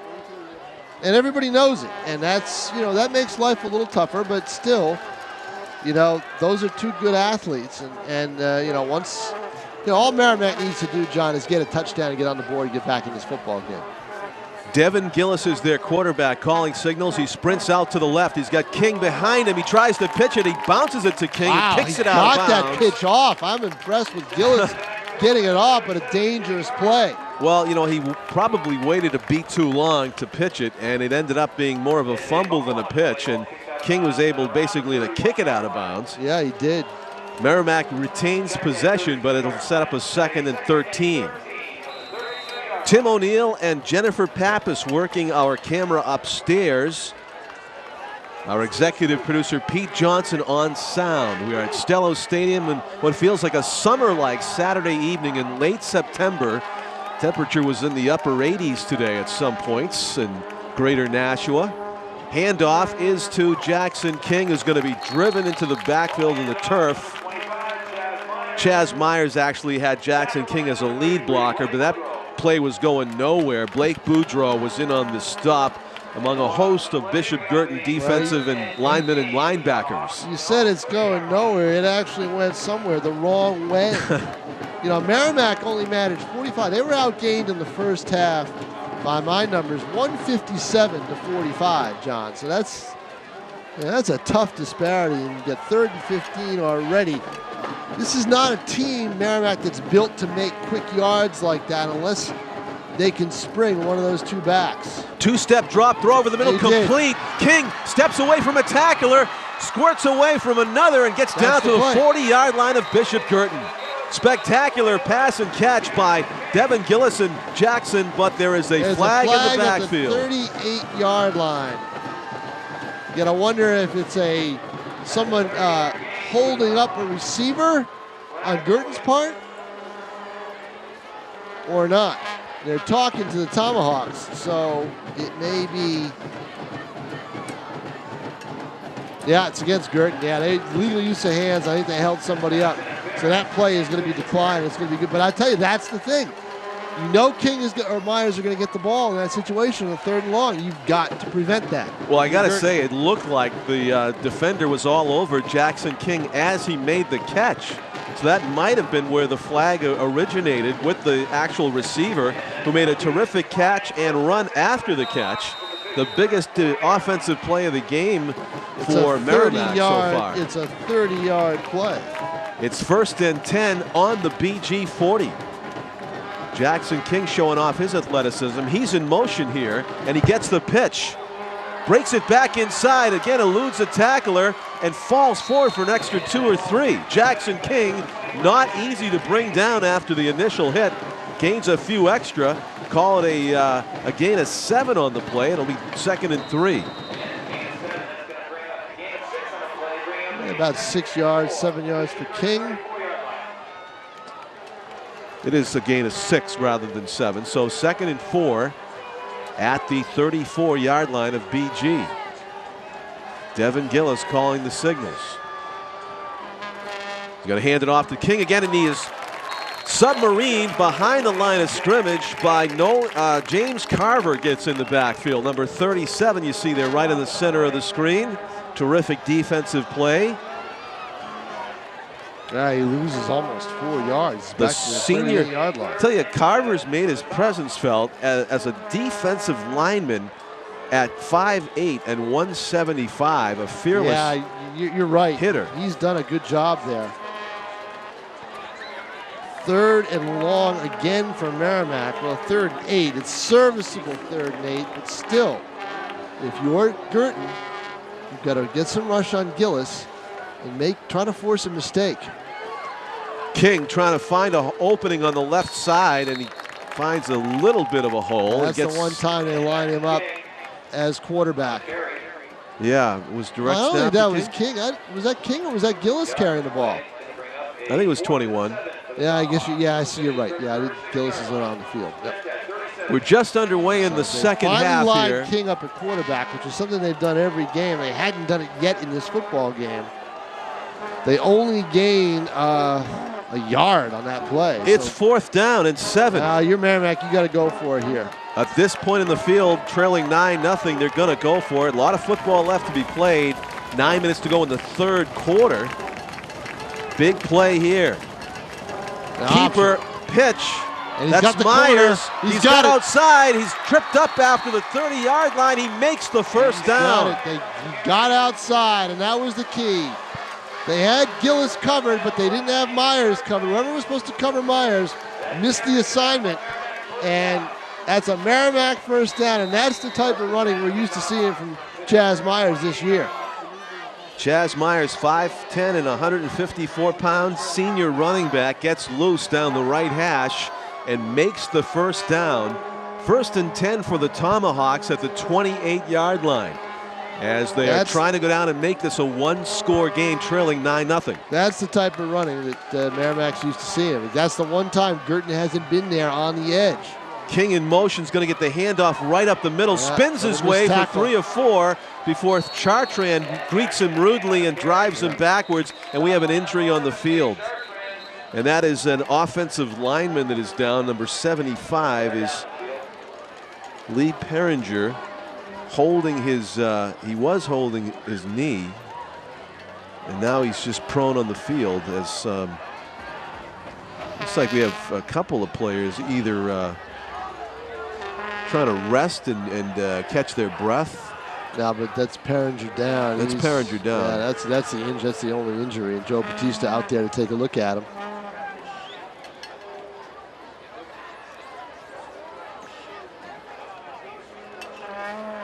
Hopefully, as the coaches say, he's grabbing his right shin. Hopefully he just got kicked and nothing too structural. Well, he's in a little bit of pain. Yeah, he is. And this will be a little bit of a delay right here. And while we delay to update the scoring for you in this football game, there's only been 2. And it was a 6-yard touchdown pass. He's putting some weight on it. It's encouraging. Yeah, it is. 6-yard touchdown pass from Bayless to Chartrand. He's walking rather briskly, so that's good. It could have been a cramp, John. Yeah. Could have been this weather. Nate Chartrand, a 6-yard touchdown reception from Tom Bayless. 7:53 left in the first quarter. That gave Bishop Guertin a 6-0 lead. It stayed that way until a minute 29 before the half, where Chris Fox booted a 35-yard field goal. That's it, folks. That's all the scoring we have. This is Merrimack's best drive. They're chewing up some clock as well. 7:38 to play here. Third quarter, 9-0 Guertin in the lead, but this game could change in a hurry if Merrimack puts one in the end zone and gets within at least 3, maybe even 2. Paul Lipari, Mark Hall, James Carver, Paul Spinney, the front 4 defensive linemen for BG. King is lined up. Yeah, King's lined up at quarterback again. A low snap. He's going to throw the ball this time. Heaves it left corner. It is caught out of bounds at the 2. To his buddy Myers. Chaz Myers. Yep. Those 2 can cause trouble, and they can do it on the same play. The passing game resurrected here in the second half by Merrimack. What a nice play that was. BG putting their goal line defense on the field now, backed up to their own end zone. 1st and 10 for the Tomahawks. First and at goal. the BG 2. No, 1st and goal First at and the 2. 2. 1st and 2 at the 2. Goal to go, I should say. And this game will change dramatically if they get in the end zone. King in motion, gets the handoff. He's got a hole. He spins his way in to the end zone. He gets the touchdown signal, and we've got a 1-score game. As you see, Keith Wilkins hobbling a little bit, number 9. Somebody might have landed on his left foot, but what a spectacular spinning hit. That elusivity that Jackson King has. He looked like a torpedo spinning around in the tube as he went into the end zone. That's why they didn't fool around with McCarthy that time. They decided we got to get the ball in the hands of our best player. That's King. Jackson King doing the holding, and they matched the missed extra point, so it's 9-6. That field goal by Christopher Fox looming large right now. A 35-yard field goal by Fox. It's the difference in the game. 7:04 to go in the third quarter. Merrimack comes through. They had that big 4th down play, the run by Myers, and then the catch by Myers. Chaz Myers, the start of that drive. The play that really did it was the 30-yard reception by King over the middle. That's right. If you're a defensive coach, you just say that can't happen. We know they're going to try to throw to King or Myers. We got to cover them. But don't forget that 4th down run where they were keying on Jackson King, and Myers got the call and went wide right. 4th and 7 at the 37. He goes 9 yards wide right. And then Myers with a big pass reception. So 3 big plays on that drive. Yeah, exactly. Merrimack thrills their visiting fans as they're on the opposite sideline there. They've made a lot of noise, those Merrimack fans have in this game. BG fans would like some more to cheer about here as they lead 9-6, and they're about to get the ball back for the first time in this second half. Short kick, end over end, is going to come down, bounces off of Boykin, and he picks it up. He's going to sprint wide right, and he's going to get dragged to the turf inside the 15-yard line. And he's like, where were my blockers? Well, you dropped the ball. They're all at different ends of the field. That's why. They're going to mark it at the 10, Tom. So disastrous return play there for BG. They're going to take it 1st and 10 at their own 10-yard line, and Thomas Velas has his work cut out for him as the Bishop Guertin quarterback, number 20, trots out to the huddle. We're at Stellos Stadium in Nashua. It's a very comfortable Saturday evening in late September. A summer-like day here after a soggy week. It's a dry turf right now. Breaking through the line up the middle for a huge first down gain. Number 35 for BG is Dalton Perry. His first carry of the game, very successful. Perry, the 5'9", 162-pound junior fullback. Where did they start? They start at the 10-yard line there? They started at the 10, and they got a first down, a 10-yard carry for Perry on his first touch of the game. 1st and 10 from the 20. In motion as Boykin gets the handoff, and he has a hole. He's breaking to the right side to the 30, the 35. Clyde Boykin cuts it back to the inside. 50. Boykin jukes another player to the 40, and he's finally dragged down from behind at the 30-yard line. Clyde Boykin with a 60-yard run. We said before the broadcast, we said at the beginning of the broadcast that Boykin is that elusive runner, that big play runner, that speed runner that Guertin can use, and it's showed up here as he's had runs, long runs. I did my math wrong. It was a 50-yard carry, Tom. 50-yard from his own 20 to the opponent's 30, or make it 31. I guess it's going to be 49 yards for Boykin. Terrific run. 1st and 10 for BG. Rolling to his right. Velas sets up, throws down the middle. Complete. Boykin to the 5. Into the end zone. Clyde Boykin. A nice move after the catch to elude a couple of tacklers. And Clyde Boykin basically hooking up with Velas. Boykin engineering what amounts to 80 yards in 2 plays. Wow. 50 and 30. Oh, a player's down on the field. And that might be Jackson King. I see number 21. Hopefully it's a cramp, a calf cramp for King. We'll have to wait and see.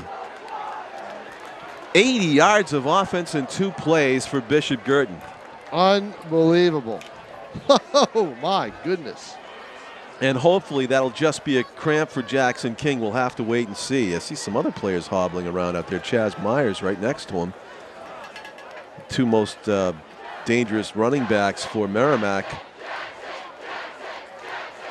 As the crowd on Merrimack's side chants his name, Jackson Jackson. Very nice touch by the visiting Tomahawk fans. We have an injury timeout on the field, and players are going to rehydrate. That's the biggest enemy of the muscles, is dehydration on a night like this, and apparently Jackson King, a two-way player, may be suffering from that, at least in one of his leg muscles right now, as the players rehydrate on the field. Want to welcome our viewers in the Bedford Community TV area who have been able to watch our broadcasts on Nashua ETV as we share out some DVDs gladly to get some more fans involved in watching our games. We've had in the past, when Nashua team plays Alvern, for instance, we've had them on in Hudson and anywhere else. Think of BG, Bedford. Merrimack Cable should get one of these games, maybe, if they ask. Yeah, they can if they want. We're at Stellos Stadium, which is home of the Nashua High North Titans, the Nashua High South Panthers, and as you see tonight, the Bishop Guertin Cardinals. Jackson King's on his feet, and he's going to get the help of his teammates. Corey Little, number 77. That looks like a lot Colin more Healy. than a cramp, and that is real. There's 2 players hurt on this play. Is that Chaz Myers, number 25? That is you can't lose a double those 2 whammy, Tom, of mammoth proportions. Is that both players? Yeah, it's Myers. And let's also give a hand for number 25. My goodness. Have you ever seen that before? Well, I did last night. I players in did. one I play. actually, yes, I did. Not on one play, but in one series. I saw Nashua North lose Taylor Miranda, their quarterback, and Mark Levine, their best running back.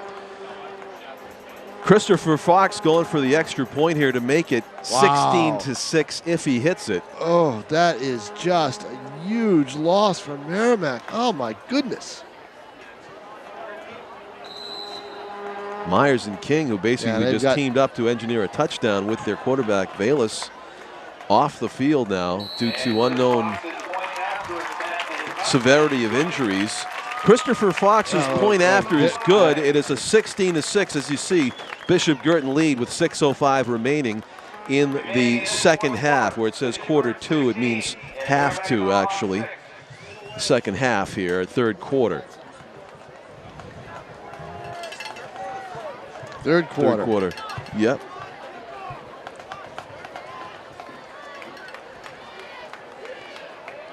Stellos Stadium in Nashua on the banks of the Nashua River, which is just beyond the visiting stands there at the top of your screen. John Collins with Tom King. We have Jennifer Pappas and Tim O'Neill handling the camera and looking through their lens right now up top of the press box here. And Pete Johnson handling our audio, our executive producer for Nashua ETV. But what a tough loss for Merrimack if they lose both those players.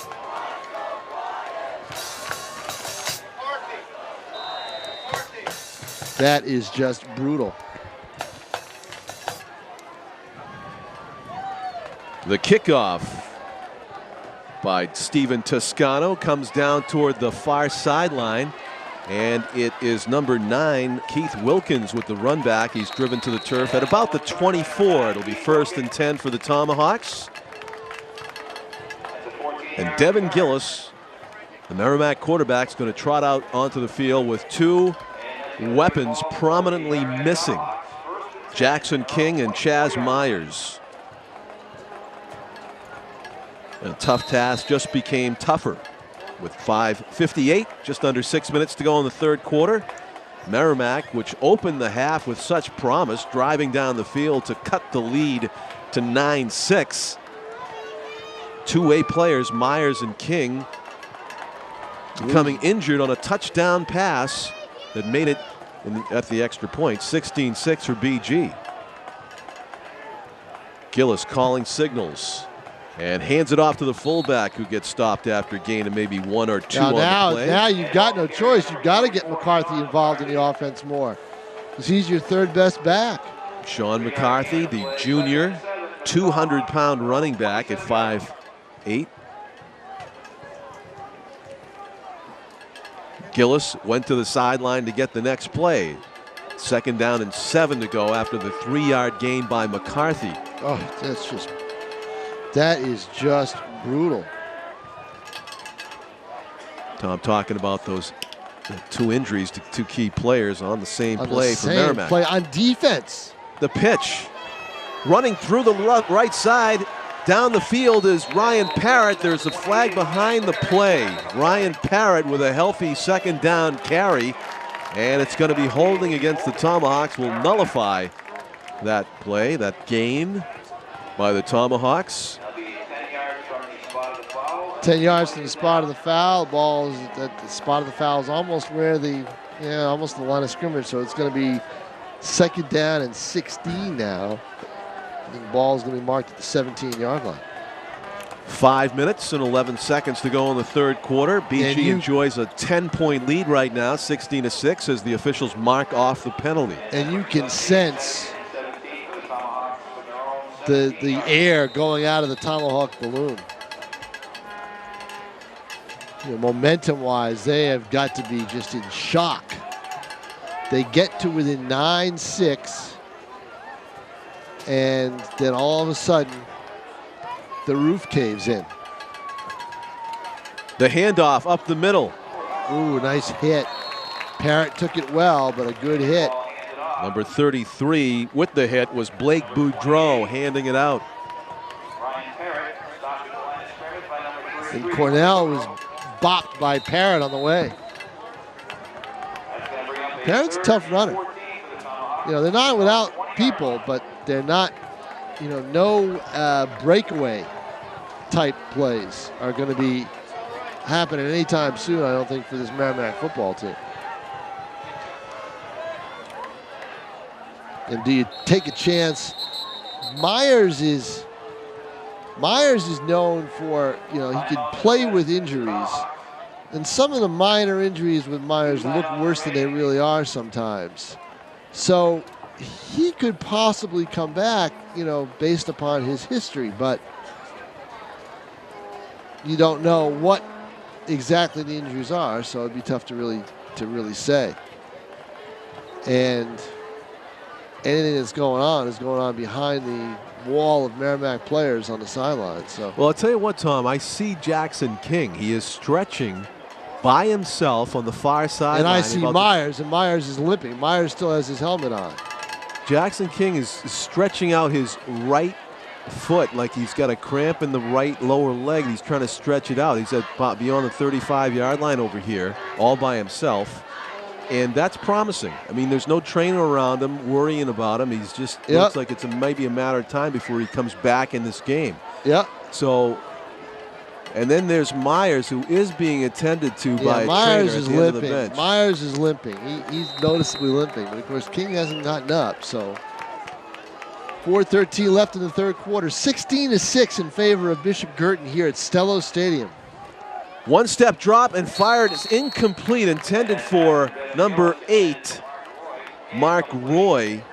It was just a step ahead of him, and maybe Roy didn't run through that pattern enough. The timing was off. Well, the timing is going to be off because in practice, who are you working with? King and Myers on those plays. Right. Devin Martin, the punter, is a senior, number 5. Standing at his own 8-yard line, gets it away, but it's short. Shanked. You got to stay away from it. Past Boykin out of bounds. Boykin did the right thing. He stayed away from it that time. So. As they yell out poison. Yeah, that's the phrase. 46-yard line of Merrimack. Or I think in the pros they go fire, fire, fire, right? Okay. Yeah. You would know that. Yeah. Yes, with my vast NFL career. The experience. As we tape this, it's a Saturday evening before the Patriots play the Bills in Buffalo. We had already somebody come up and ask Tom to pick a winner, which he does regularly in the newspaper. Nah, I'm not going to pick something that people will already know when it happens. So we'll refrain from that. You could have said, you love to say I told you so. Boykin jukes to the outside. He gets to the 40, takes on the tackler and knocks him over and gets out of bounds after he gets the first down. Clyde Boykin with an 11-yard gain. He now has, well, I've got him for 116 yards on six carries. On 6 carries. Those are Kelly-like numbers. Impressive for Clyde Boykin. Number 21, he is flanked to the left of the offensive line there in your screen. 3-step drop. He's going to be hit before he sees it coming and knocked to the turf. You've got to get out of the pocket and throw the ball away if you're Velas on that play. A few Merrimack players were in on that sack. You can't hang in the pocket that way. Right. Ty Costain gets credit for the sack. Also in there, I believe, was number 50. Jordan Zagwin. And Ryan Parrott, I think, number 28, was in the backfield as well. So it's going to be 2nd and 21 after the sack of Velas. Hands it off. Mayu is tackled from behind by Connor Griffin, the linebacker, catching up to Mayu and stopping him after a gain of 7 on the play. It'll be 3rd and 14.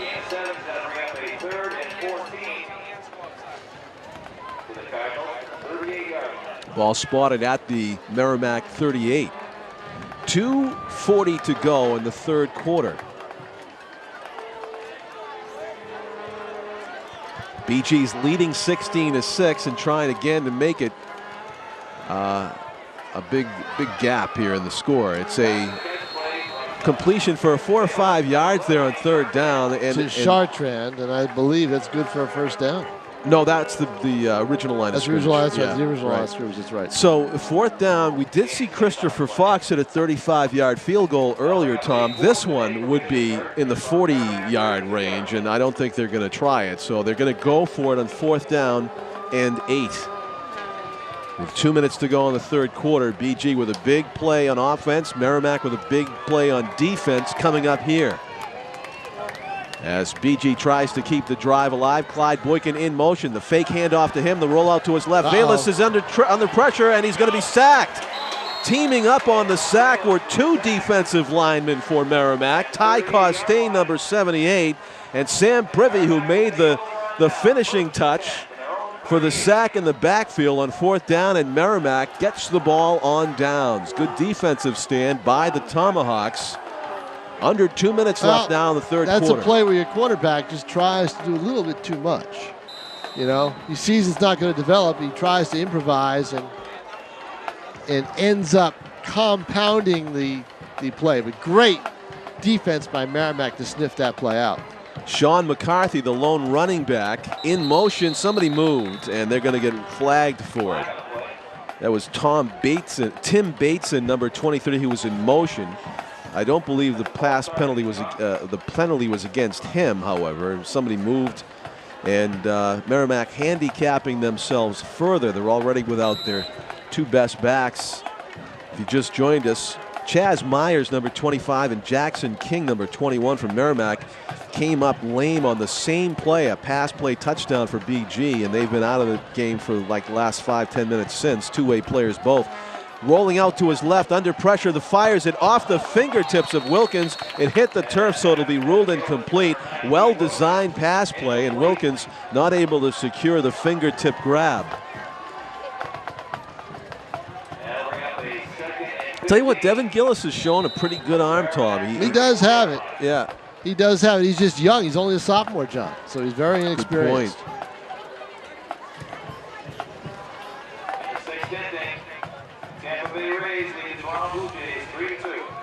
16-6 here with 1:47 to go in the 3rd quarter. Time not yet a factor for Merrimack. The BG defense is the factor they're most concerned with here on 2nd and long, 2nd and 15. Dropping back, Gillis has time. He completes it to the 45-yard line. Coming up with the catch on the play was number 9, Keith Wilkins. And Wilkins already has a reception in this game, so there's some chemistry there between those 2 players. Gain of about 6. It's going to be 3rd and 4. Actually, it was 2nd and 15, Tom. So that's I think right. He got a good 10 yards on that. Or maybe 11 yards on that play. It'll be 3rd and 4 now.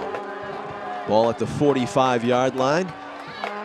Merrimack going to the air a lot more here in the 2nd half. Gillis dropping back to pass, has some protection, throws it deep down the middle over everybody. Incomplete. It'll bring up 4th down and 4. Well, you just heard who he intended to throw that ball to. Jackson King is back on the field. On the field. That's incredible. Cramps. Yeah, severe cramps. Severe cramps in this situation. Yeah. Let's see if Chaz Myers can make it back out there. 4th and 4 from the 45. Your Merrimack punting team is on the field. Well, I don't know. You know, I think with King and Myers is on the field too, so they're both back. You see him? No, I don't see him. No, he wouldn't be on punt coverage anyway, I don't think.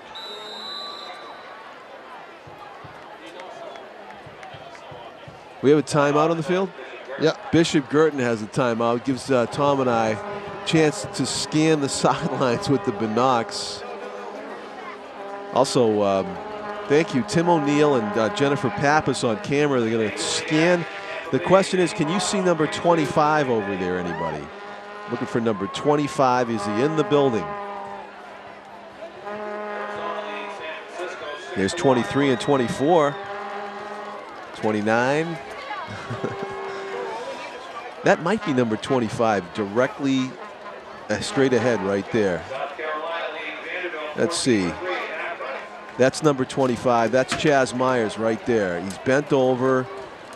He's not looking like he's going to come back in the game anytime soon.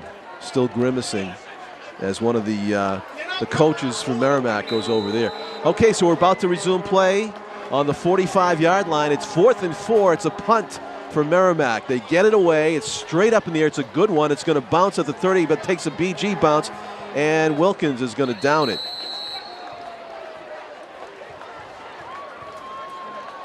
And it's going to be 1st and 10 for BG. Did somebody touch it? Well, that would be huge. Are they going to say? Are they going to say that BG touched it? No. Okay, so it's 1st and 10 for BG. There was a discussion there about whether one of the BG players might have got a finger or something on the ball, which would have made it a fumble. But it is BG's ball, 1st and 10 at the 33-yard line.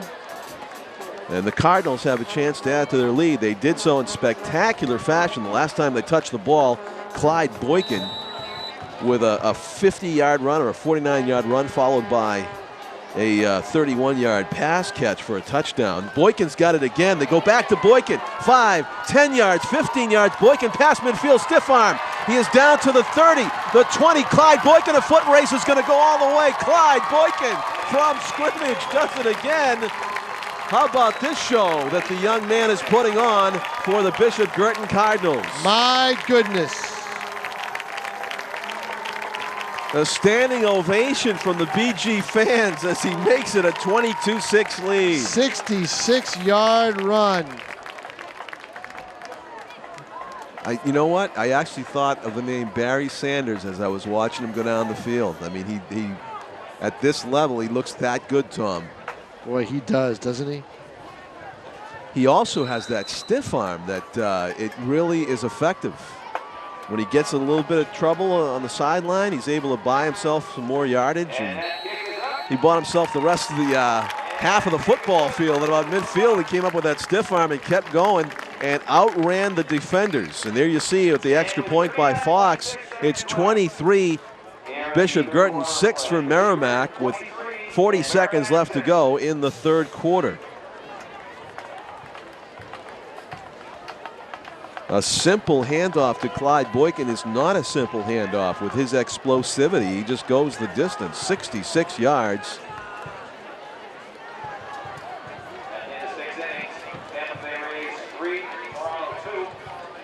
Head coach Travis Cody has got to love what he is seeing from Clyde Boykin here.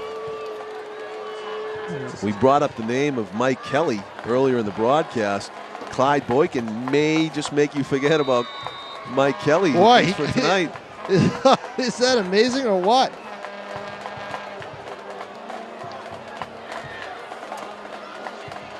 Boykin, 5'5", 135 pounds, a sophomore running back, has done it all tonight, catching and running the ball. Wilkins is hit at about the 24. Paul Spinney on the tackle, and it's 1st and 10 for Merrimack, trailing now by a bunch, 23-6. Well, Boykin with that 66-yard run, 182 yards on the ground in 7 carries.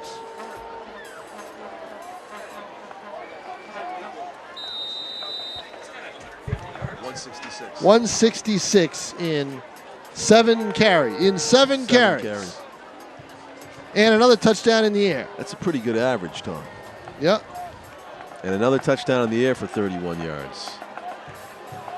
Devin Gillis hands it up the middle, and untouched goes Sean McCarthy. He's high-stepping his way toward midfield. He's finally driven to the turf after a huge gain on first down for Sean McCarthy. 23 yards from the line of scrimmage, which was the 24, and takes it out to the 47-yard line. 1st and 10 for Merrimack. So a simple handoff up the middle to the fullback McCarthy. He was untouched for a good 10 to 15 yards.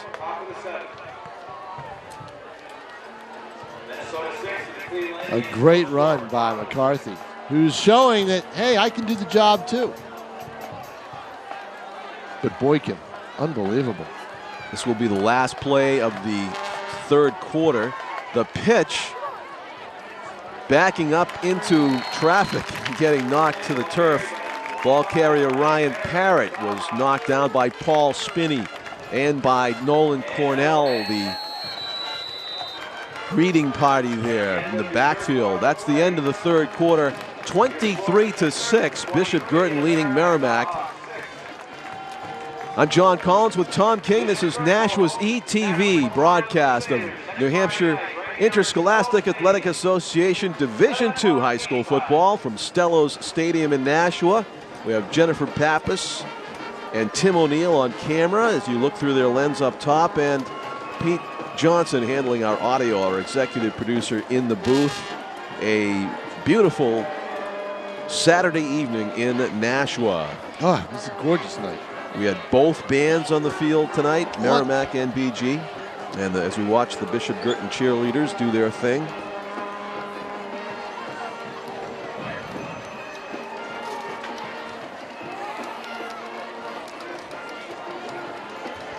The thing is, John, 23-6, do the Tomahawks have enough weapons? And you got to wonder if that's the case or not to come back in this football game. And what they're going to have to do is play defense, get some turnovers. Try to score a touchdown on defense if they can to help out their offense. And the bad news for Merrimack is you got to think that Clyde Boykin's going to touch the ball at some point in the next quarter. 12 minutes freshly put on the board as we get set to play the fourth quarter. And Merrimack with the handoff to Sean McCarthy. Gain of about 3 or 4 on that. Got 2, I think.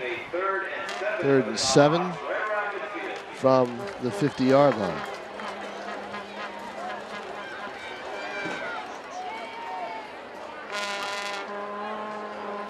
Devin Gillis, number 1, calling the signals for Merrimack.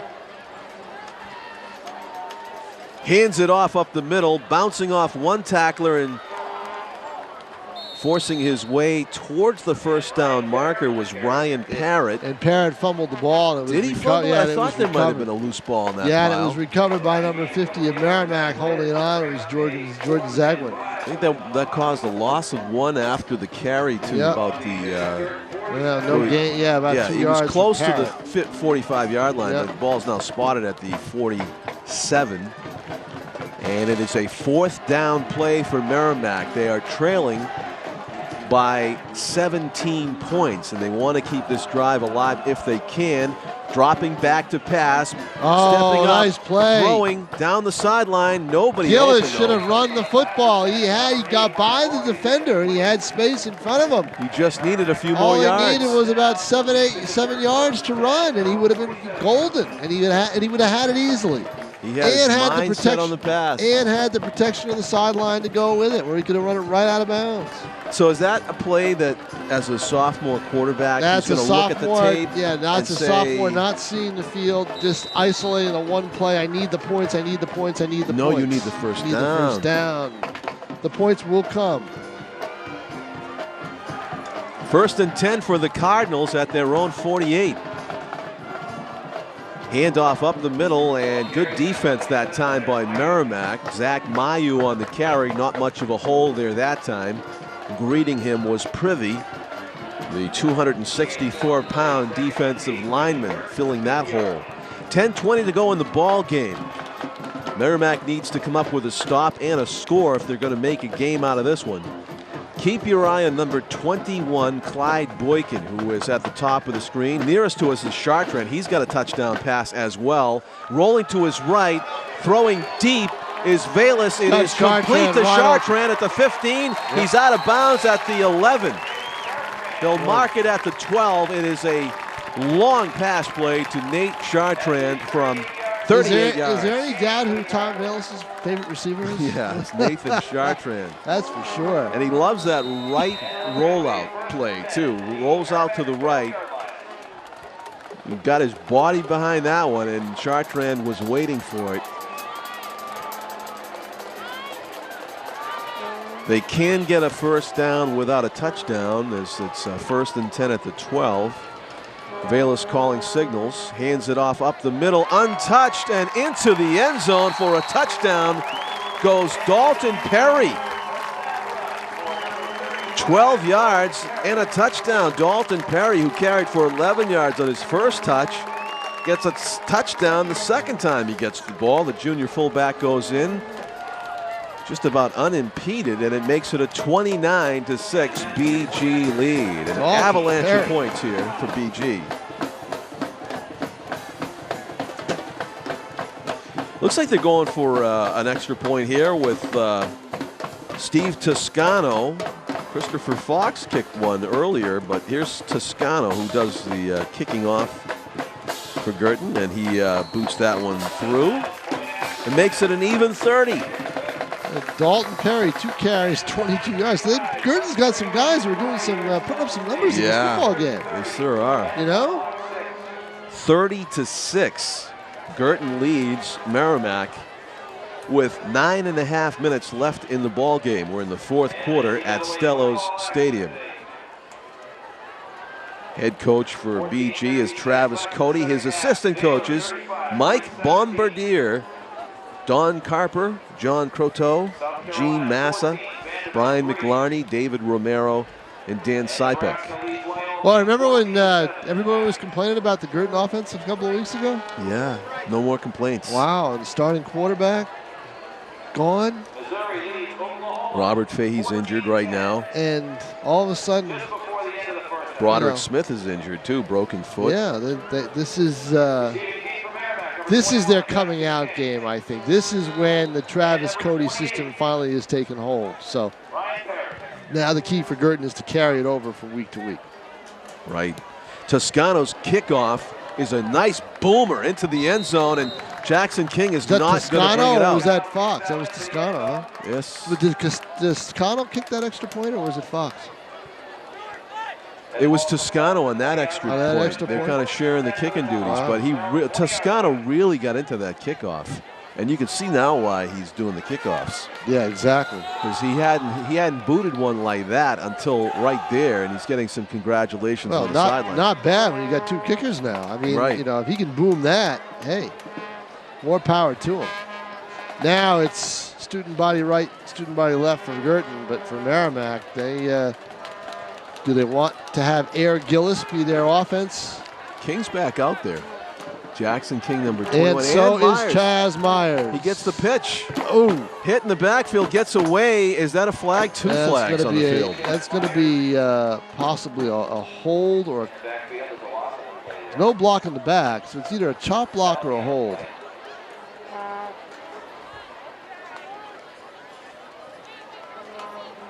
As the officials sort it out, we have block in the back, was it?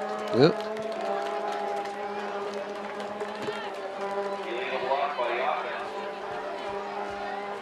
Gonna see Moneyball? You know, are you a moviegoer? Yeah, but you know, I don't. Did you read the book? No. Michael Lewis, Moneyball? I didn't read the guy book. That wrote The Blind Side? I didn't read the book. Did you read The Blind Side? No, I didn't read that either. You gotta start reading some books. Yeah, I know. Or write one. I read Yankee books.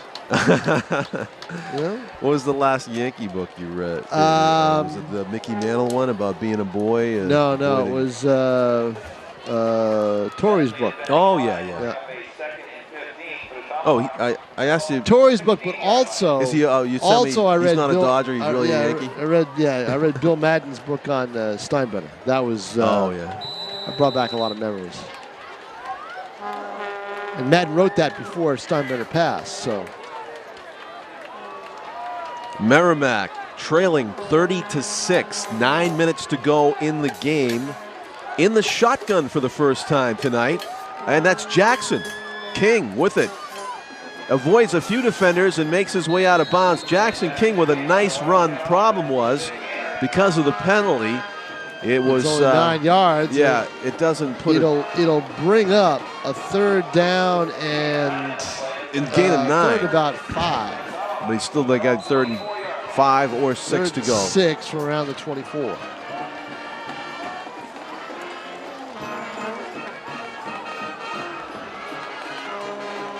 BG's defense has not yielded too many 3rd down conversions for Merrimack tonight. They've made a few.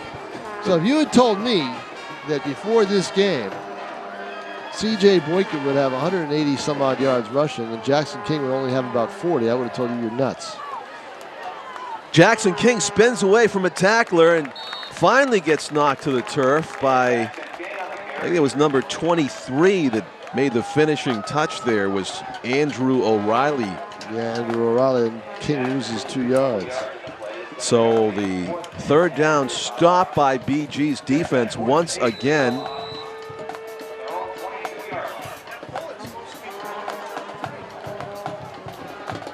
And a punt coming up for Merrimack with 8.5 minutes left. They get it away. Caught on the fly and off of Boykin. He gets it back. Ooh, lucky. So, only mistake he's made all night. Well, he made another one when he tried to run backwards on a kickoff, but only mistake he's made. Boy, we're going to see a lot more of C.J. Boykin, huh? Yep. 1st and 10 from the Cardinals' 48-yard line, leading 30-6. Another NCAA action. Kansas State leading Miami 28-24.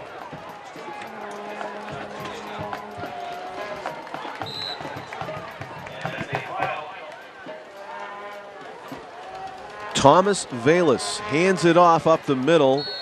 Tough sledding there for the running back, Dalton Perry. There is a flag down. Perry, who was the last BG back to touch the ball in the other drive with a touchdown from 12 yards out. There was no opening to run through there, and the flag flew. It's going to be illegal participation defense. Must have 12 men on the field. 1, 2, 3, 4, 5, 6, 7, 8, 9, 10. Count 10. I got to get another player on there. So it's a 5-yard penalty. More than that. 10-yard penalty. Wow. 10-yard penalty for illegal participation. I saw that called the North game, North Central game.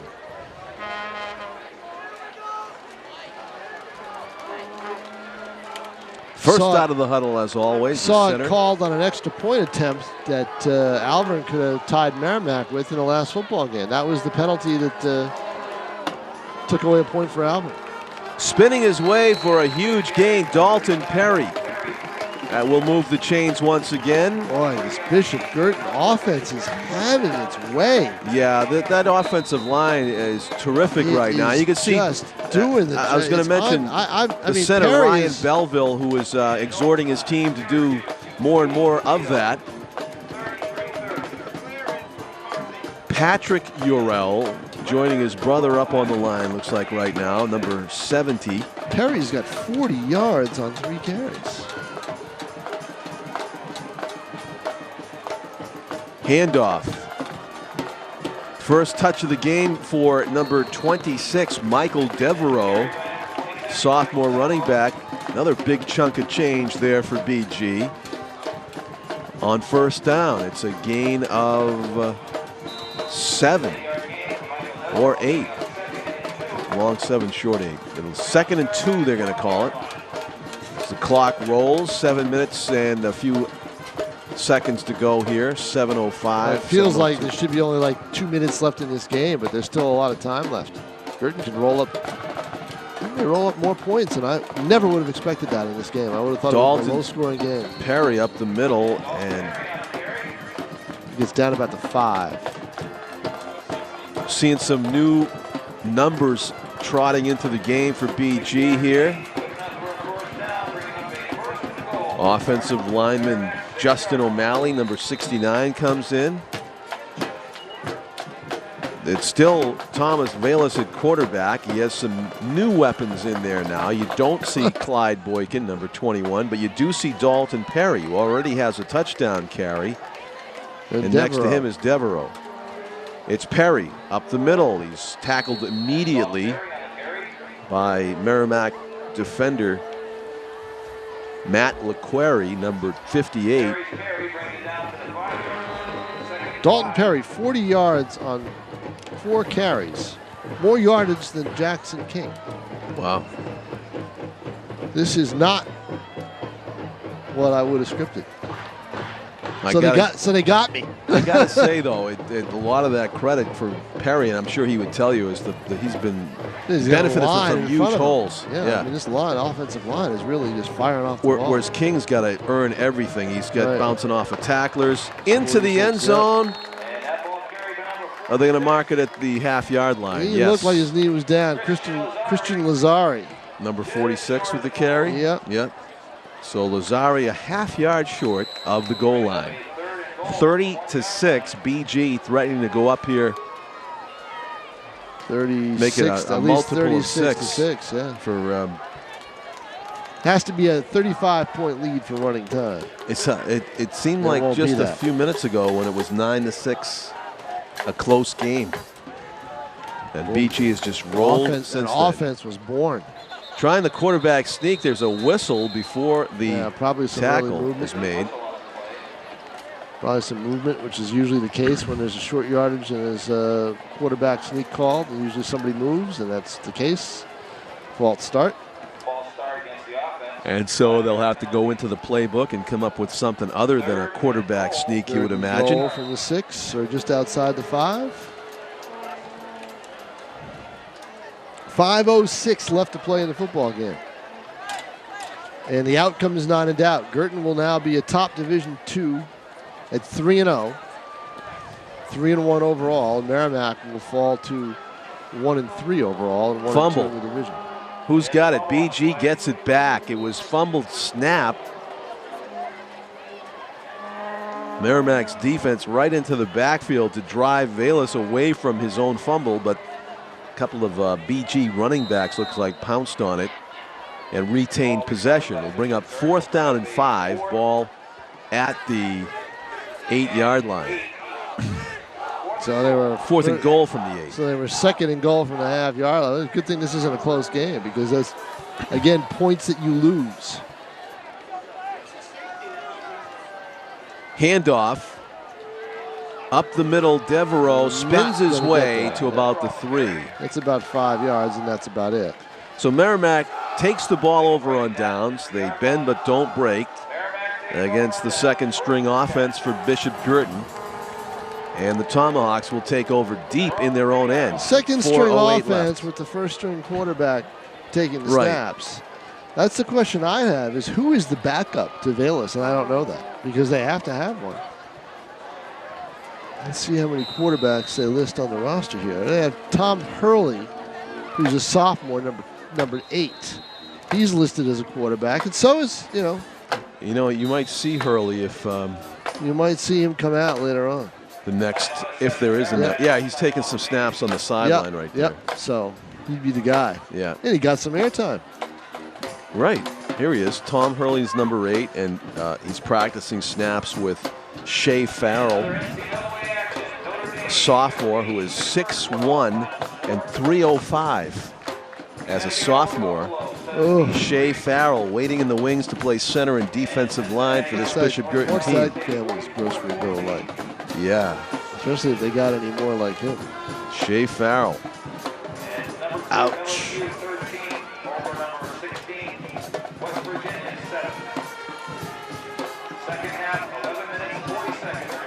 I'd like to have him in front of me if he was the quarterback. I was a quarterback. So that tandem might be working together for the next couple of years. Velas is a junior. Yes. Rob so Fahey, who is injured, is a senior. is a So senior. as I said, it's another Guertin coach who knows who his quarterback's going to be next year. Maybe for the next 3 years, if he's or no, somebody might come up and challenge Hurley. But you have seniors, juniors. Well, I'm and talking about sophomores. Velas. Oh yeah, Velas. Right. Yeah. Deep in their own end, Devin Gillis with the handoff, and it's a gain of 3 or 4 on the play for number 33, Sean Mooney. He's a sophomore running back. 2nd and 7 for the Tomahawks. 3:45 left in the ball game as the clock runs now after the running play. Merrimack threw a lot of passes in this second half, and that's part of the reason why the clock didn't skip along, and there's still time left here to try to do something deep in their own end. Slipping and falling as he comes out of the backfield was the ball carrier Jordan Miranda, number 32.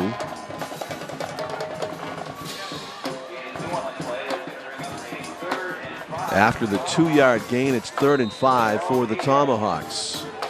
3:10 left in the ball game. Clock running.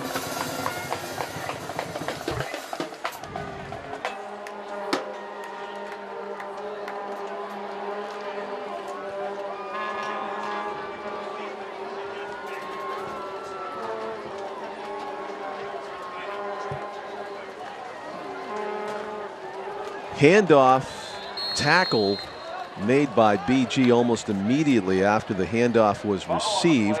Was it a fumble? Yes, it was. BG recovered a fumble, and it's credited to Christian Lazari. 2:45 left. Looked like to me the hit was made by Patrick Flathers, a sophomore, 6'4" and 230. Who jarred the ball loose. Ball was carried by Joe Giampietro, and Giampietro ran into a wall. And Hurley is trotting out on the field, so he'll direct the offense. As we thought, number 8 for BG with 2:45 to work with, but he won't need that much time to go 10 yards.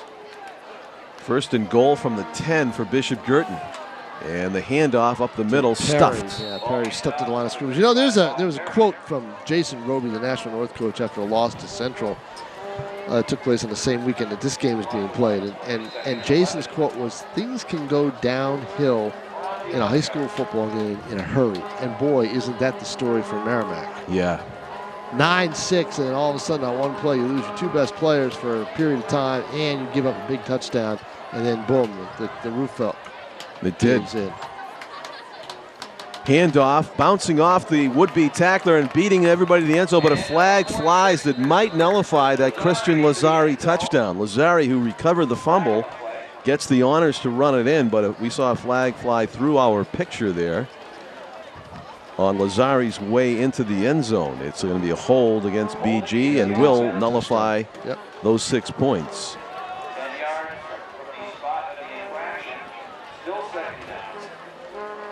Second and goal from the 16-yard line. 14-yard line, they'll mark it at. Thomas Hurley back onto the field. First out of the huddle, your center, Shea Farrell, will do the snap. Dalton Perry in the backfield, and also Mike Devereaux in the left flank. Devereaux with it, following his blocks. He's to the 5. He's into the end zone for a touchdown. Michael Devereaux, and it's a 36-6 lead. No flags on the field. Flags on the field. A 14-yard run for a touchdown for Michael Devereaux. With 2:02 remaining, BG has turned what was a close game into a rout. 36-6.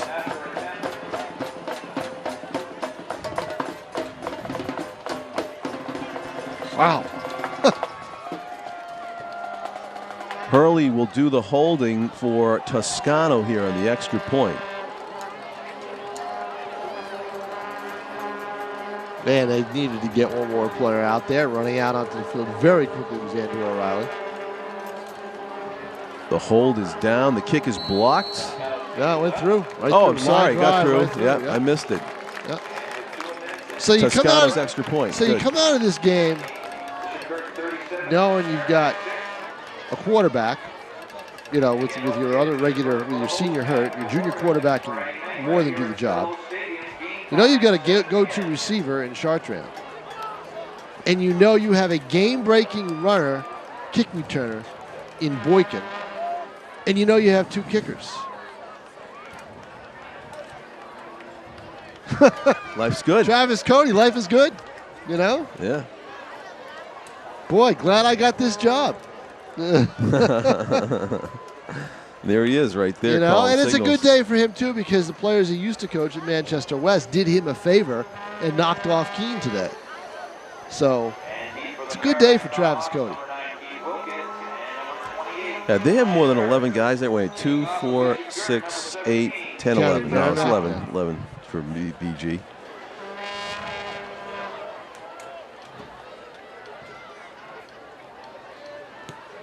The boot is deep and over the head of Wilkins out of the end zone. A touchback.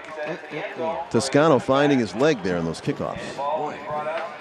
What's the rule in the pros now in the kickoffs? It's from the 35. From the 35? Yeah, which everybody's going, oh, it used to be the 35. It used to be the 35 years ago. And then they changed it back to the 30? Exactly. Actually, back in the 70s and 80s, it was from the 40. Wow. When you and I were in school, really? You and I were in high school wow. or grade school, it was from the 40-yard line. I didn't know that. Oh, yeah. Another change though, they can only have a 5-yard running start now. You can't just wind up from way back. So the coverage team. Yeah, they're taking a lot away. So we have a new quarterback, Ryan Stevens, a freshman into the game for Merrimack with a couple of minutes left. The keeper gets dragged down from behind after a 5-yard gain. It'll be 2nd and 5. So Stevens getting some time at quarterback here for the Tomahawks. Clock ticking, 1:31 to play in the football game. 37-6. The pitch. Trying to cut it upfield, but losing his footing was Tim Bateson. Actually, it was Sean Mooney, 33, not 23, excuse me. Sean Mooney lost his footing as he tried to turn the corner, and he got a loss on the play. So it's going to be 3rd and 7 coming up here. 1 minute even left in this ball game, 37-6. BG firmly on top. If you're Merrimack, you try to get King and Myers healthy, which it appears they'll be able to do for next week's game against Timberlane, which is a game that you really must win. And it's a very winnable game for the Tomahawks. Guertin, they play Catholic Memorial. And good chance to show off your team, but it's also a tough break because you got a little bit of momentum now. Then you go ahead and play a game that doesn't count in the standings, and you're right back into Pinkerton land again, I think, you know, and that's a little tough to do. 4th and 8, and I don't know if they're going to try to get this playoff. Maybe not. No. They might just let it roll out. John, 8 seconds, 7. John, a pleasure. Always Tom. Thanks for doing the game again with me and Nashua's ETV. That's Tom King. And I'm John Collins. 37-6 as the final seconds tick off on the scoreboard. This one is over. It is in the books. The Bishop Guertin Cardinals defeat Merrimack 37-6 at Stellos Stadium. I'm John Collins for Tom King, our executive producer Pete Johnson, and our fine camera crew and audio crew Jennifer Pappas and Tim O'Neill. Thank you for watching Nashua ETV here at Stellos Stadium. Stay tuned for post-game interviews on the field, everybody.